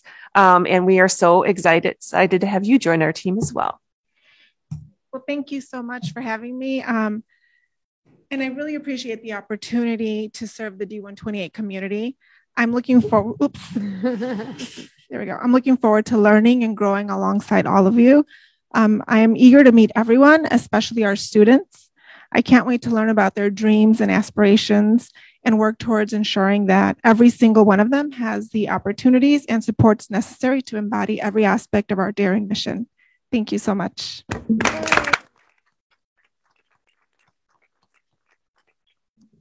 I have to admit, it's odd for us to see Rita Fisher's name in parentheses. Yeah. Welcome to both of you. Yes. Excited to have you. I am incredibly impressed. I'm looking at their professional summaries, and I'm really excited for both of you to join our district. You'll forgive me for lumping both of you together, but both of you have just sterling qualifications, experience, and education. And I'm very excited to welcome you to be a part of the D128 team. Thanks for coming tonight. Okay. Move to approve the employment of employees. Yeah. I'll second. Okay. Any other comments or questions? Okay. Roll call, please. Can I do Sure, actually have, sure. would you mind just giving us a brief summary, how many people you interviewed for these positions? Good idea. Yes. Bryant can correct me, but I'm going from member because we just did screening for a few other positions today. But for the teaching and learning position, I believe we had about 45 applicants. We phone screened about 12. We brought 6 candidates in for face-to-face interviews and then had 3 people join us back for the final round. And the student services role was similar, not quite as many applicants, about 40 applicants in the same process, 12 phone interviews for screening, 6 face-to-face interviews with 2 committees. And again, both of the panels that we had, we tried to get as much input from from staff members as we could. We also integrated some performance tasks into the interview process. So it was beyond just a verbal interview, but also showing us some of their abilities in terms of project management and some other things that we asked them to do. So again, we have incredibly talented educators joining our team. If I might just add, I know interviewing on both sides of that interview line can be very intense and tiring for everybody. So thank you for doing it. I'm pleased that we had such a robust candidate pool. I'm always proud to see that the district is an employer of choice and is able to draw many, many qualified candidates. I'm not surprised that there were fewer candidates, if my understanding is correct. Not every district has a student services position, so there's probably fewer people in equivalent roles that would apply, whereas most districts, if not all, have a position for instruction, or a curriculum position. Yes. Is that correct? Great. Okay. Well, I know it's a monumental effort, and that you got to meet many, many people in the district throughout the process. So thank you for your patience in sticking with us, and welcome to both of you. Okay. Now we have a roll call. Kulkarni. Aye. Rooney. Aye. Batson. Aye. Benjamin. Aye. Carmichael. Aye. Drumkey. Aye. Hessel. Aye. And that passes. And again, welcome. And that concludes the Audience clapping. Audience clapping. If you want to come up, I think the board would appreciate having the opportunity to take your hand. Sure. That would be great.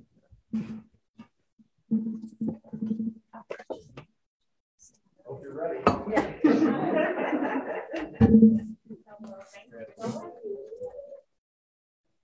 Pleasure meeting you. Good afternoon, guys. Hello. Thank you. All right. And hello. You're amazing. You are right. Congratulations about that. Excited to jump alongside you. So welcome. I know. Congratulations. You get to see big kids now, right? Yeah. So good to have you.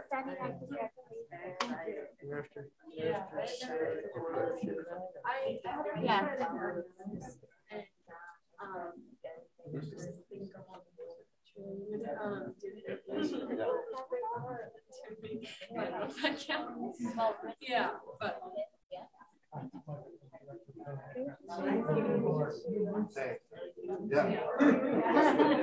Nice little stretch break. Yeah.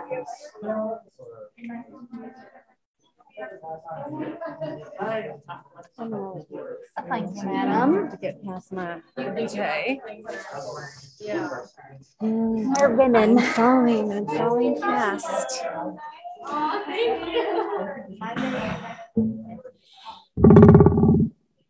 Group hug, is that what I saw? I got it done. And the work goes on. Adjust. Oh, there it is. Dan, I'm sorry. I usually send you questions beforehand, and that one I caught late. 5% each year. Yeah, I'm gonna search it too. Oh, it's the diligent. Okay. I'm gonna double. I mean, it is done, but.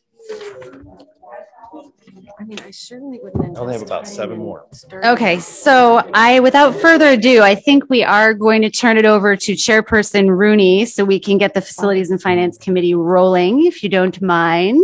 Sure, why not? All right.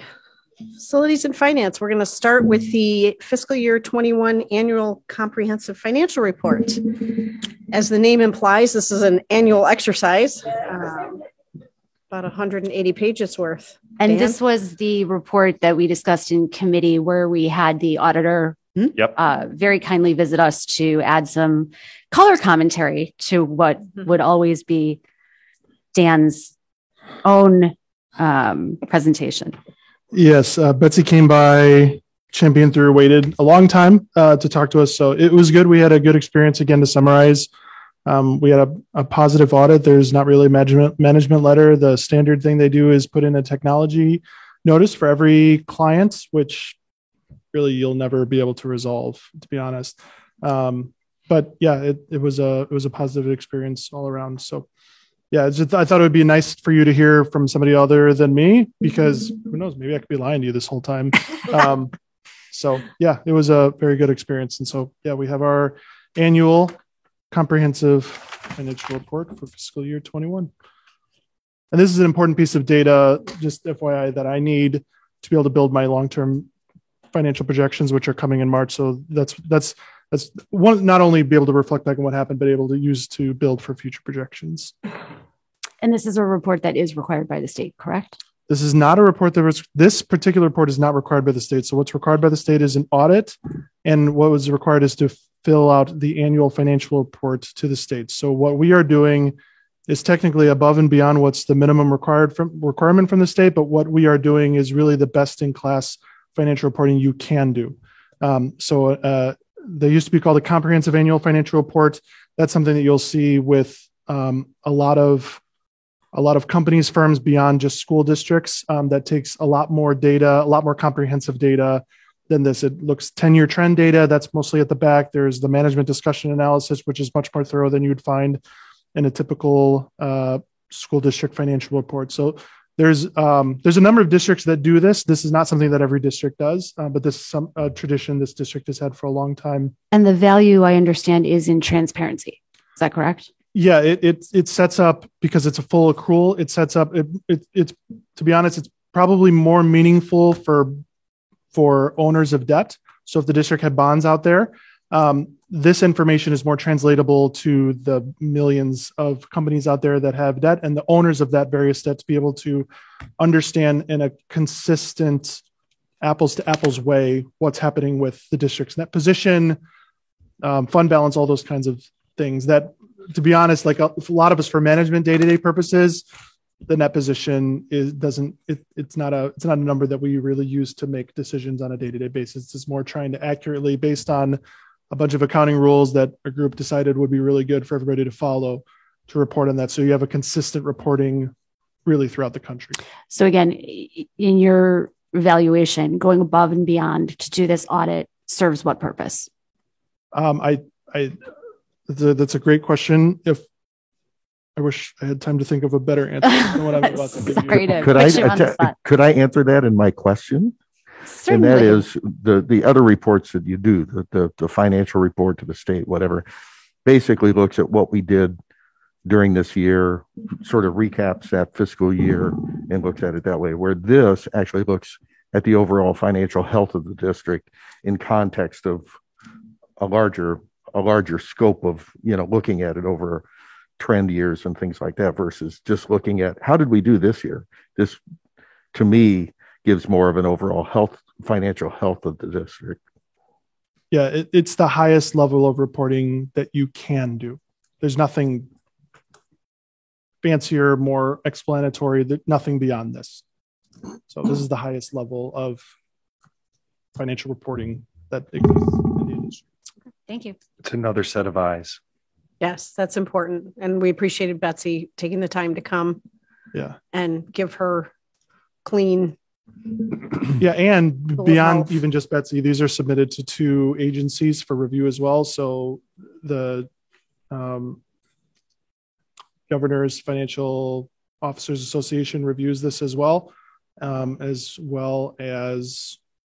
the Association for School Business Officials International. They also review this based on their set of standards to see, does this reporting, and if it does, then we get an award, which that data is included. Like last year's award is included in this as well. So.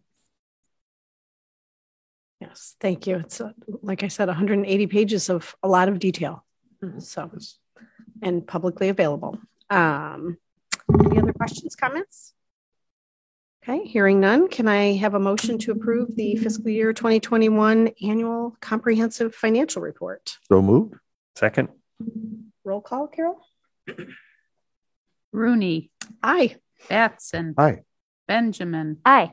Carmichael. Aye. Drumkey. Aye. Hessel. Aye. Kulkarni. Aye. All right, motion passes. Thank you, Dan, for all your work on that. Moving on to the Vernon Hills High School roof replacement bid recommendation. Yeah, so as reviewed at the committee meeting, we had 3 bids for this. This came in a bit higher than we had estimated. Every time you estimate, you'll have things coming over, things coming under. This is one unfortunate incidence where this came in quite a bit over our estimates. Just a reminder, I believe our estimate was like $646,000. This low bid came in at $868,000. So is that right? Thank you. So this is oops, I just closed it, and give me 1 second. I have to find that file again. Be easier to do this in the future. The low bid, Bennett and Verso Roofing, base bid of $868,000.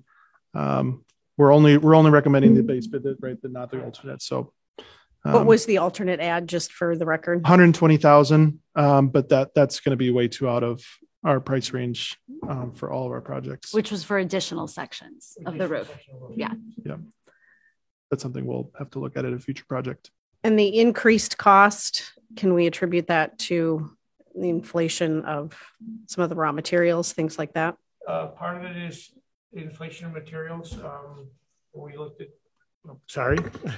when the project was originally looked at, bidding it, when we are estimating it, we're between the $31 and $35 range, and we came in $40 to $41.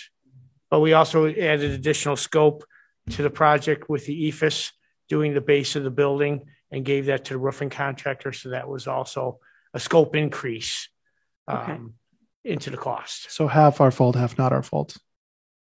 But it made sense to do that if you're going to do this project. Doing them in conjunction would actually be more cost doing efficient. In conjunction with the EFS contractor, it made sense to have the roofing contractor handle the base of the building for the future roofing projects to tie in when we replace roofs around the base of that structure. And was this a summer project? When does this? Yes, it'll be summer project. And as a reminder, hold on, this is the roof replacement. This is this is the project that we're using the state maintenance grant. That's $50,000 matching grant. That's what this is for. I mean, it's that plus obviously a fair bit more. The other thing I just wanted to revisit real quick based on our committee meeting last week. So when we last showed our project list for the summer back in January, at that point, our running total was just under 3.3 million. This gets us closer to 3.6 million when you look at this in context with all the other projects going on. However, we have a very large unknown still, and that is our FACS labs, our Family Consumer Science labs, that bidding is going to be opening next Friday. Next Friday. And so that one, that's $1.5 million project. It could be 1.2, it could be 1. We don't really know yet. So that's a big one that can vary quite a bit. But based on where we're at, we're still comfortable moving forward with the bids that we have here. And the other ones came in a bit under, so those are well, one came a little bit older. The other ones were much closer to our estimate, but in terms of giving you the overall context. Okay, thank you for putting that in context with the whole summer project listing. Any questions? So if the facts one end up being wilder than our imagination by our approving this, do we get in trouble? I don't believe so. It depends on what comes in, and we'll have to look at that. So if it comes in at 2 million, we're going to have to sit down and see, like, is this worth it? What did we miss in the scope? Is there a way to reduce the scope perhaps to get it within line? Or is this just obviously not the right time to do this project? That something else is telling us this is not the right time to do this project. We unfortunately, we can't cross that bridge until we get that data. And then even having conversations. So often you'll get bids in and then you don't necessarily know what drove the cost. And so sometimes the consultant has to kind of dig in and figure out, like, what are the drivers what are the assumptions that we thought going in that were different? We have to dig into that data and all this, but I'm pretty sure it's all going to come in under, and we're going to be like, wow, these are so cheap projects. But we'll see. I can't. Yeah. So it's truly unpredictable right now. But nevertheless, this is where we find ourselves. Dan, just for organization, I know you showed us the project list, what where our goal was. Is there a way to include that? Because I don't see it every time and can't keep that in my thoughts when we're looking at what we're approving, just almost like a tick list to say, this is what we were expecting and we're ticking, just so that we kind of have a path of where we're going. And I can't remember every month, what we said. If we could attach that to our packet just so we can see where we are. Yes. So sorry it's not in there now. When we had talked about it, I recall that we did it, but I did not include it with your packet. I have it right here, but that doesn't really help you right now. But yes, that's something we'll include going forward on these, especially when these are bid projects relative to our summer capital list. I would say that would be helpful for the committee packet. Yes. Because that's where a lot of the discussion. So that right up front when we talk about or I would say whenever we have different data. Right. Whether we have a new estimate or we have an actual price to talk about. Right. Any other questions? All right, hearing none, can I get a motion to approve the bid for Bennett and Brousseau Roofing in the amount of $868,000? That's correct? Yes. So moved. Second. Roll call, please. Batson. Aye. Benjamin. Aye. Carmichael. Aye. Drumkey. Aye. Hessel. Aye. Kulkarni. Aye. Rooney. Aye. All right, moving on for the bid analysis for 2022 auditorium and fly tower EFS wall remediation. Yeah, so the EFS wall, again, reviewed in committee. We had two bids for this. The low bid was with Cole Construction for $296,900 for the base bid. The cover memo, an astute board member who shall remain nameless, but his name starts with a D and rhymes with Don. Notice the memo that our consultant gave us did not have the right numbers in there. So the base bid is the numbers are right, but what's in there is let me just say the right sentence. The base bid is $296,900. The base bid includes a monetary allowance of $25,000. The memo says $0,000, so that's $0,000 is incorrect. It's $25,000 is an allowance that's built into that, so it's not on top. It's inclusive of that number. 15,000 for 15,000. I'm sorry for the monetary allowance. 25,000 for the material allowance. So material, and actually that's noted on the bid tab. If you see, there's a footnote that says the monetary allowance is 15,000, and then the bid is based on 1,000 square foot. And it's $25 a square foot, so it's 25,000. So that's included there. If that stuff is needed, if it's not needed, then the project will end up costing us less, which will help kind of balance the whole thing. And that happens a lot in these projects. There's things built in that if they're not realized, then we don't spend it. So we build those in. Those are in a lot of our projects. So it always ends up kind of working out in our final prices, or that we end up paying, like literally the checks that we cut to the companies. Okay. Good catch, Don. Anybody else? Questions? I just have a note to self to not make assumptions, because I thought maybe that's how bids look. If it's zero, they just call it zero. I should have asked. Not normally, no. Yeah. So yeah, I did not notice that last time. So. Okay.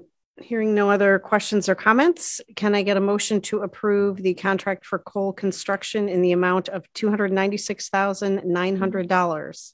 So moved. Second. Roll call, please, Carol. Benjamin. Aye. Carmichael. Aye. Drumkey. Aye. Hessel. Aye. Kulkarni. Aye. Rooney. Aye. Batson. Aye. Motion passes. Moving on to the Vernon Hills High School masonry lintel remediation bid recommendation. That's a mouthful. Yeah, so this is the masonry work, particularly on the entrance on the east side, to fix that and other things. So that one we had three bids for that. The low bid was for Bergland in the base amount of $199,500. And then we had an alternate for Libertyville High School masonry of $29,500. We are including that one as an add-on, correct? Correct. Yep. So the total cost would be $229,000 for the base plus alternates awarded to Bergland Construction, and that came in under that. I think our estimate for that one is $335,000. So that one was one that came in under. Okay. And this is again part of our ongoing efforts to maintain the buildings and keep them in tip-top shape. Any questions? This is the one where there's like the wall didn't have appropriate supports and stuff. Do we have any, was there a warranty issue? Like when we got the building, did they say like, if it doesn't work out as planned, you can 20 years later, it doesn't matter. So, but I will say, yes, it was found that it was not a condition that we would have wanted it to be in, but they did put it in to a safe condition. It's not a pretty condition. Right. This is to make it safe and pretty for the long term. And the savings offset the roof, right? I mean, I remember no. Not this one. Not yet. Sorry. It helps offset some of, yes. Take some of. Mm-hmm. Any other comments? Can I get a motion to approve the contract for Berglund Construction Company in the amount of $229,000? So moved. Second? Second. Thank you. Roll call, please, Carol. Carmichael. Aye. Drumkey. Aye. Hessel. Aye. Kulkarni. Aye. Rooney. Aye. Batson. Aye. Benjamin. Aye.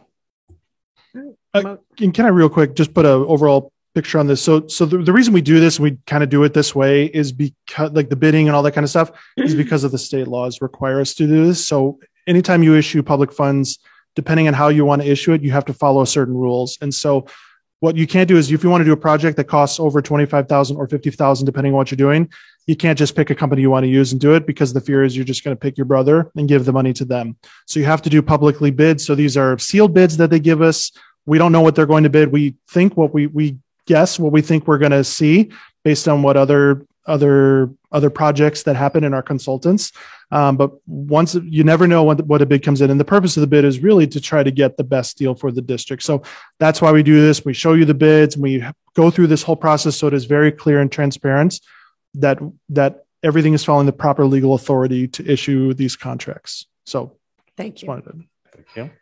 And I know we've asked before, we've talked about this before, but sometimes there's a great discrepancy in those bids when they come in. And I know you guys work with them to make sure they understood the scope of the work. Some of them are way out of whack when you look at some of these numbers. So just to assure anyone from the public that may be curious, when we get all these bids, we're making sure that those contractors understand the scope of the work and what we're asking them to do. Yes, when once we receive the bids, the lowest bid, our consultants will have a conversation with them, go over their bids, and make sure that their bids are correct. Did they miss anything? Especially when there is a big difference in the bids. And then you'll see we always get a letter attached that they understand the scope and they're honoring their bid, for that project. That gives them, if they miss something, they can withdraw their bid at that time. And then we would move to the next lowest bidder. Perfect. Just so anyone listening can have an understanding of that process. All right, motion passes. Moving on to LHS yearbook agreement. I know Herff Jones has been around for a while. I think we have a yearbook in our house from 2011 that's still floating around. Mm-hmm. So normally depends on the contract. Sometimes contracts like this don't necessarily come to the board, but we're playing the safe side because you all may remember from Betsy's thing that there was a GASB update that went into impact last year that actually student activity monies are now all part of district funds rather than they was kind of separate. Like we still kind of are over them, but they're kind of separate. They're no longer kind of separate. They're now wrapped in. And so technically this is going to be expenditure of funds, even though the main revenue source for this is going to be students paying their yearbook fee for those that want it, to pay that in to offset the cost. So that's why this is here. They've had a really good experience with them. 5 years is the standard that we do for contracts that work out pretty well. Yeah. Yep. Any questions or concerns? All right.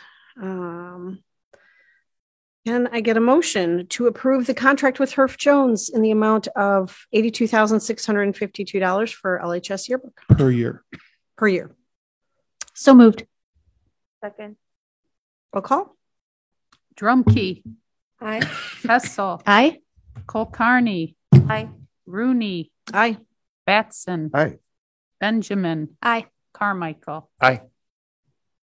Right, motion passes. Moving on to the district office lease agreement. This is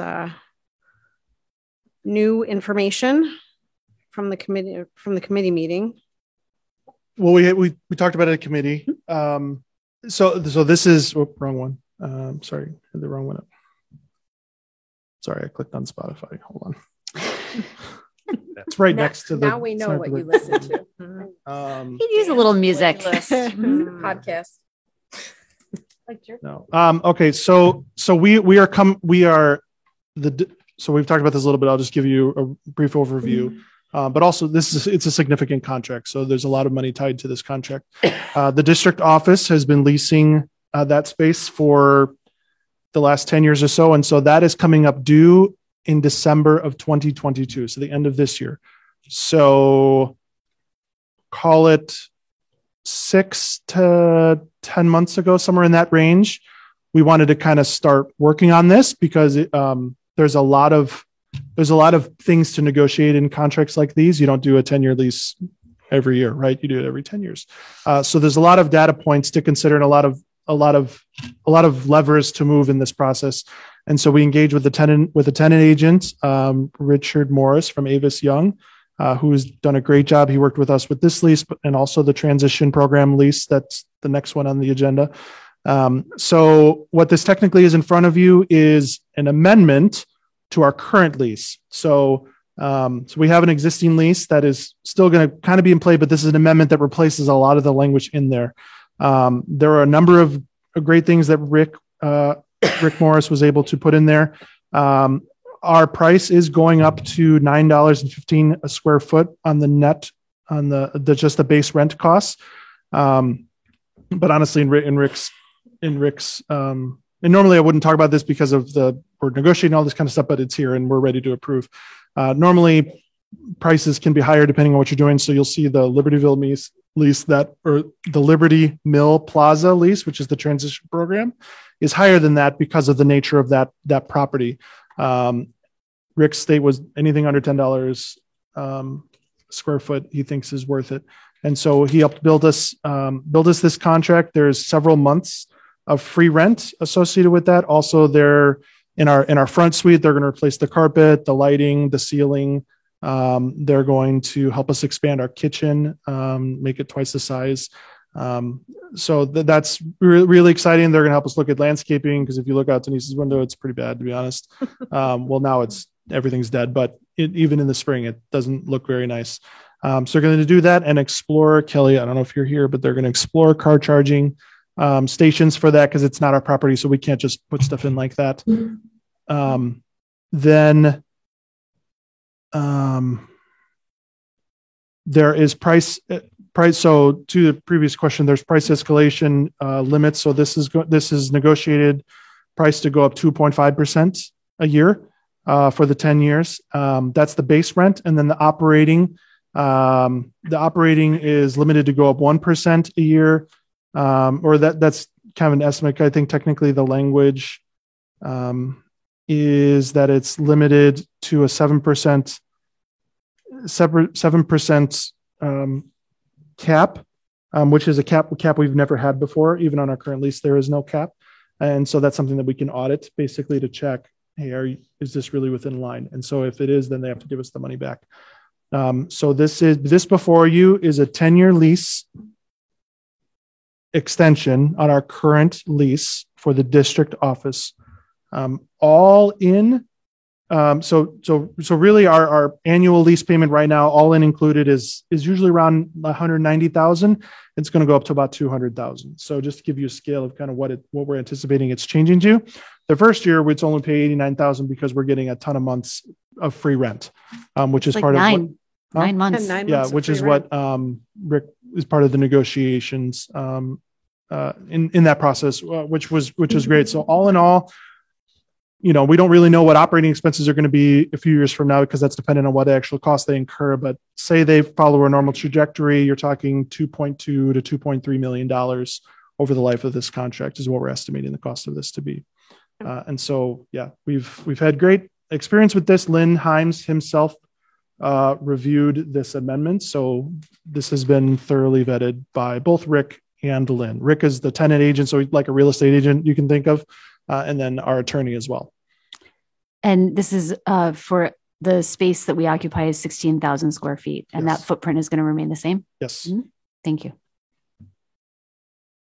And as you mentioned, they're doing quite a few improvements and renovations. At their cost. They're doing that off the lease though, right? Because under the lease, all the alterations are our responsibility. So you have a separate agreement prior to do all that. Excuse me, part of the lease is that we can make alterations, right? But if we have to do 50,000 or under, we don't have to really get their blessing.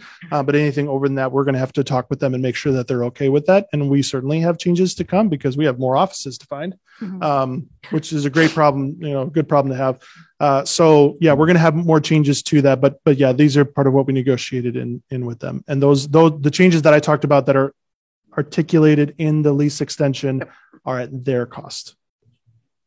Yeah, it's very negotiating.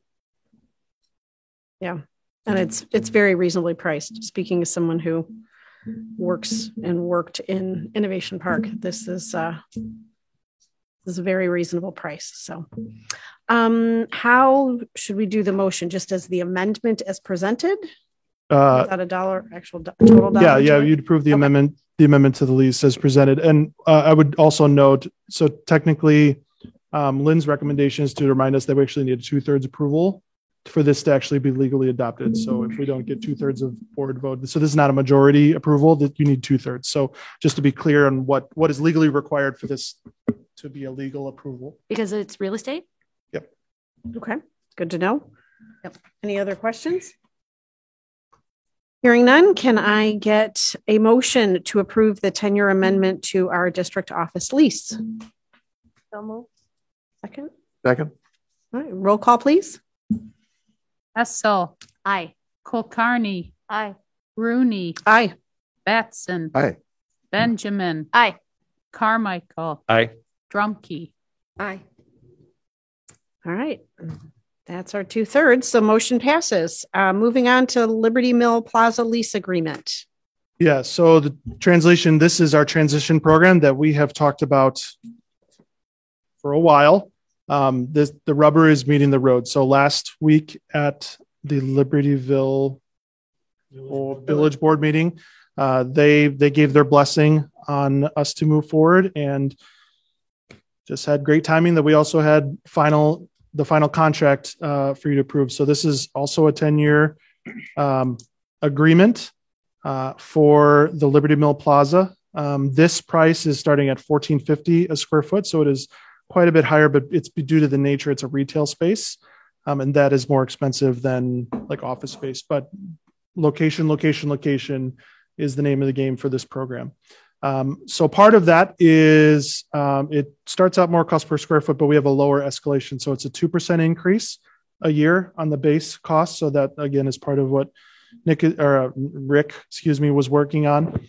It is a smaller square foot, so it's 6,000 square feet. So it's much smaller than the district office. So there's a little bit less wiggle room there, I guess you could say. There's also rental abatement there. I think a couple months in there to get us going. But overall, the cost on this would probably end up being around $120,000 a year. Except for our first year is going to be a little bit less because of the free rent. It's a little more than what I had estimated last time, because when we had originally priced out the transition program, we had priced a slightly smaller space than this, but we feel this meets our needs and still feel like it'll work out with all the numbers. So 10-year agreement, the overall life of this contract, again, caps on operating expenses. Don't exactly know what operating expenses are, but if they follow a typical path, we're estimating this would be between $1.2 and $1.3 million over the life of the lease. So just to give you context of what this lease agreement is. And this also would require 2/3 votes. And once you do this, there's really no turning back for your transition program. So we feel full steam ahead. I think the board has already demonstrated its support for that transition program. So this shouldn't be taken as an opportunity to re-examine that. Mm-hmm. Can I ask, I know we've talked about this, refresh my memory where this is located? Yeah, so this is on Milwaukee Avenue. So if you're going kind of not too far from Condell, there's like a little strip there, a little bit south of where Gino's East used to be, I guess. Dry cleaners. Okay. And by the tire place. Strip. Yeah. Okay. It's called three different things, and I'm not being critical. It says Liberty Mill here, MILL. It says Plaza. It says Liberty Mill Shopping Center, MIL, and then it says Liberty Mill South Mill Shopping Plaza. It's like, I wasn't finding it. Sorry. I didn't know which one to use. Yep. Understandable. That sometimes is the difference between the owner, the manager. So if next time you drive by the district office, look at how many names are on the sign. Like, good luck figuring out who owns it versus who manages it versus the common name for it. So that's I think what you're seeing in that. Yeah. Is it in the space that was the auto parts? I don't know what it was before. It's in a space that was corporate wellness. I know. Yeah. Yeah, but it's Kinda right off next to to the side. O'Reilly Auto Yeah, Parts, just yeah. south of O'Reilly, next to the dry cleaners. Yeah. Very good parking. Yeah. There's always a parking space. It's true. I know, because I get my shirts done there. They do, don't they? Any other important questions? Well, now we know where Don has a shirt. That's right. Okay, we've got that covered. Any questions about the lease? Oh, is that what you meant? Then also Rick reviewed this, and Lynn also spent significant time with this because this is not just an amendment. This is a first time lease. So Lynn Himes also spent a fair amount of time with Reviewing this lease this. document as well. Okay. All right. I move to approve the lease at the Liberty Mill Plaza as presented. Second. Right. Roll call, please. Kulkarni. Aye. Rooney. Aye. Batson. Aye. Benjamin. Aye. Carmichael. Aye. Drumkey. Aye. Hessel. Aye. All right. Full steam ahead for our transition program. Motion passes. And that concludes facilities and finance. Thank you. Next on the agenda, we have a Lake County Tech Campus intergovernmental joint agreement to approve. Yes, this came in last week, so we didn't have it to share at the committee meeting. It is the change in Illinois ISPE guidelines requires us to have a much more updated agreement. This has not been updated for over 15 years. So it definitely is timely. And each board, as a member board, is updating their agreement with the tech campus. No substantive changes have been made. This is simply an update to our current practices and guidelines. It's an exciting read. And congratulations on your appointment to the board. Thank you. Yes. Okay, can I have a motion to approve the Lake County Tech Campus intergovernmental joint agreement, please? So moved. Second. Any discussion? Okay, roll call, please. Rooney. Aye. Batson. Aye. Benjamin. Aye. Carmichael. Aye. Drumkey. Aye. Hessel. Aye. Kulkarni. Aye. Okay, motion passes. Do we have any update for the Illinois Association of School Boards? Not at this time. Okay, thank you. Do we have any update for the Special Education District of Lake County? We don't. However, we are meeting on Wednesday, so I'll have more next month. Okay. Maybe. Perfect. Thank you. Thank you for being our delegate. Future agenda items. Dr. Denise Herman, Superintendent. We have the which budget, Dan, in March? The projections. Yeah, at our sorry, I lost my train of thought. At our March committee meeting, we'll have updated long-term financial projections. Yes, at our March committee meeting. We'll also have staffing information. Staffing information. And then just to foreshadow, at our April committee meeting, we will be bringing a report from our district equity team on the first round of data that we've been able to gather for our equity, racial equity and inclusion policy. Did you say for committee in April or for the board meeting? Committee will be the longer presentation, and we'll have a brief summary at the regular meeting as well. Great. Sounds great. Okay. Any other future agenda items? How about any update or actions or results of the strategic planning meeting that we have this Thursday? Yes, we will bring the updates from that. Yes. I think we'll probably wait until we have both the March and the April instead of reporting out after each session. It might be a better use to consolidate the summary of what was found out. Oh, am I on the right track with that? Or do you think it would be more appropriate to report it after each session? I think it might be more appropriate to report it after each, just because it's progression. And so I think it might be helpful for the members of the public to understand what we were able to accomplish this week with the stakeholder group, what we were able to accomplish with the staff during the Teacher Institute Day, and then foreshadow what we'll be doing together in April. If there was anything you might change as a result of, might have thought the next session we'll do X, but based on the feedback you get this week, you might change course. So for, you think for the next committee meeting? Yes, we'll be able to have an update of what we've accomplished to date. Okay. Sonal just jogged my memory. A couple committee meetings back, we had talked about capital projects moving forward and how we wanted to kind of check various buckets, multiple categories or projects that might kind of check off multiple categories of goals that we had, kind of prioritizing which capital projects or other initiatives or improvements that we wish to make in the district. I can't remember if we were going to collaborate to make a list somehow, if that was going to be presented to the board later on, if Dan had any information on that. I'm just curious where we stand. Yes. So last time we talked, we're developing a process for basically coming up with and prioritizing those projects. And so we're still working on that. So once we have that developed, we'll bring that back to you and kind of show you this is the process that we're looking at doing, and then take feedback based on that. But that's not something we have ready yet. So we're still working on that. I couldn't tell you it's coming in March or April right now, but we're working on it. Thank you. I just, wanted to kind of know what the status was. Thank you. Okay. I'm going to keep asking any other future agenda items because we keep getting great suggestions. Okay.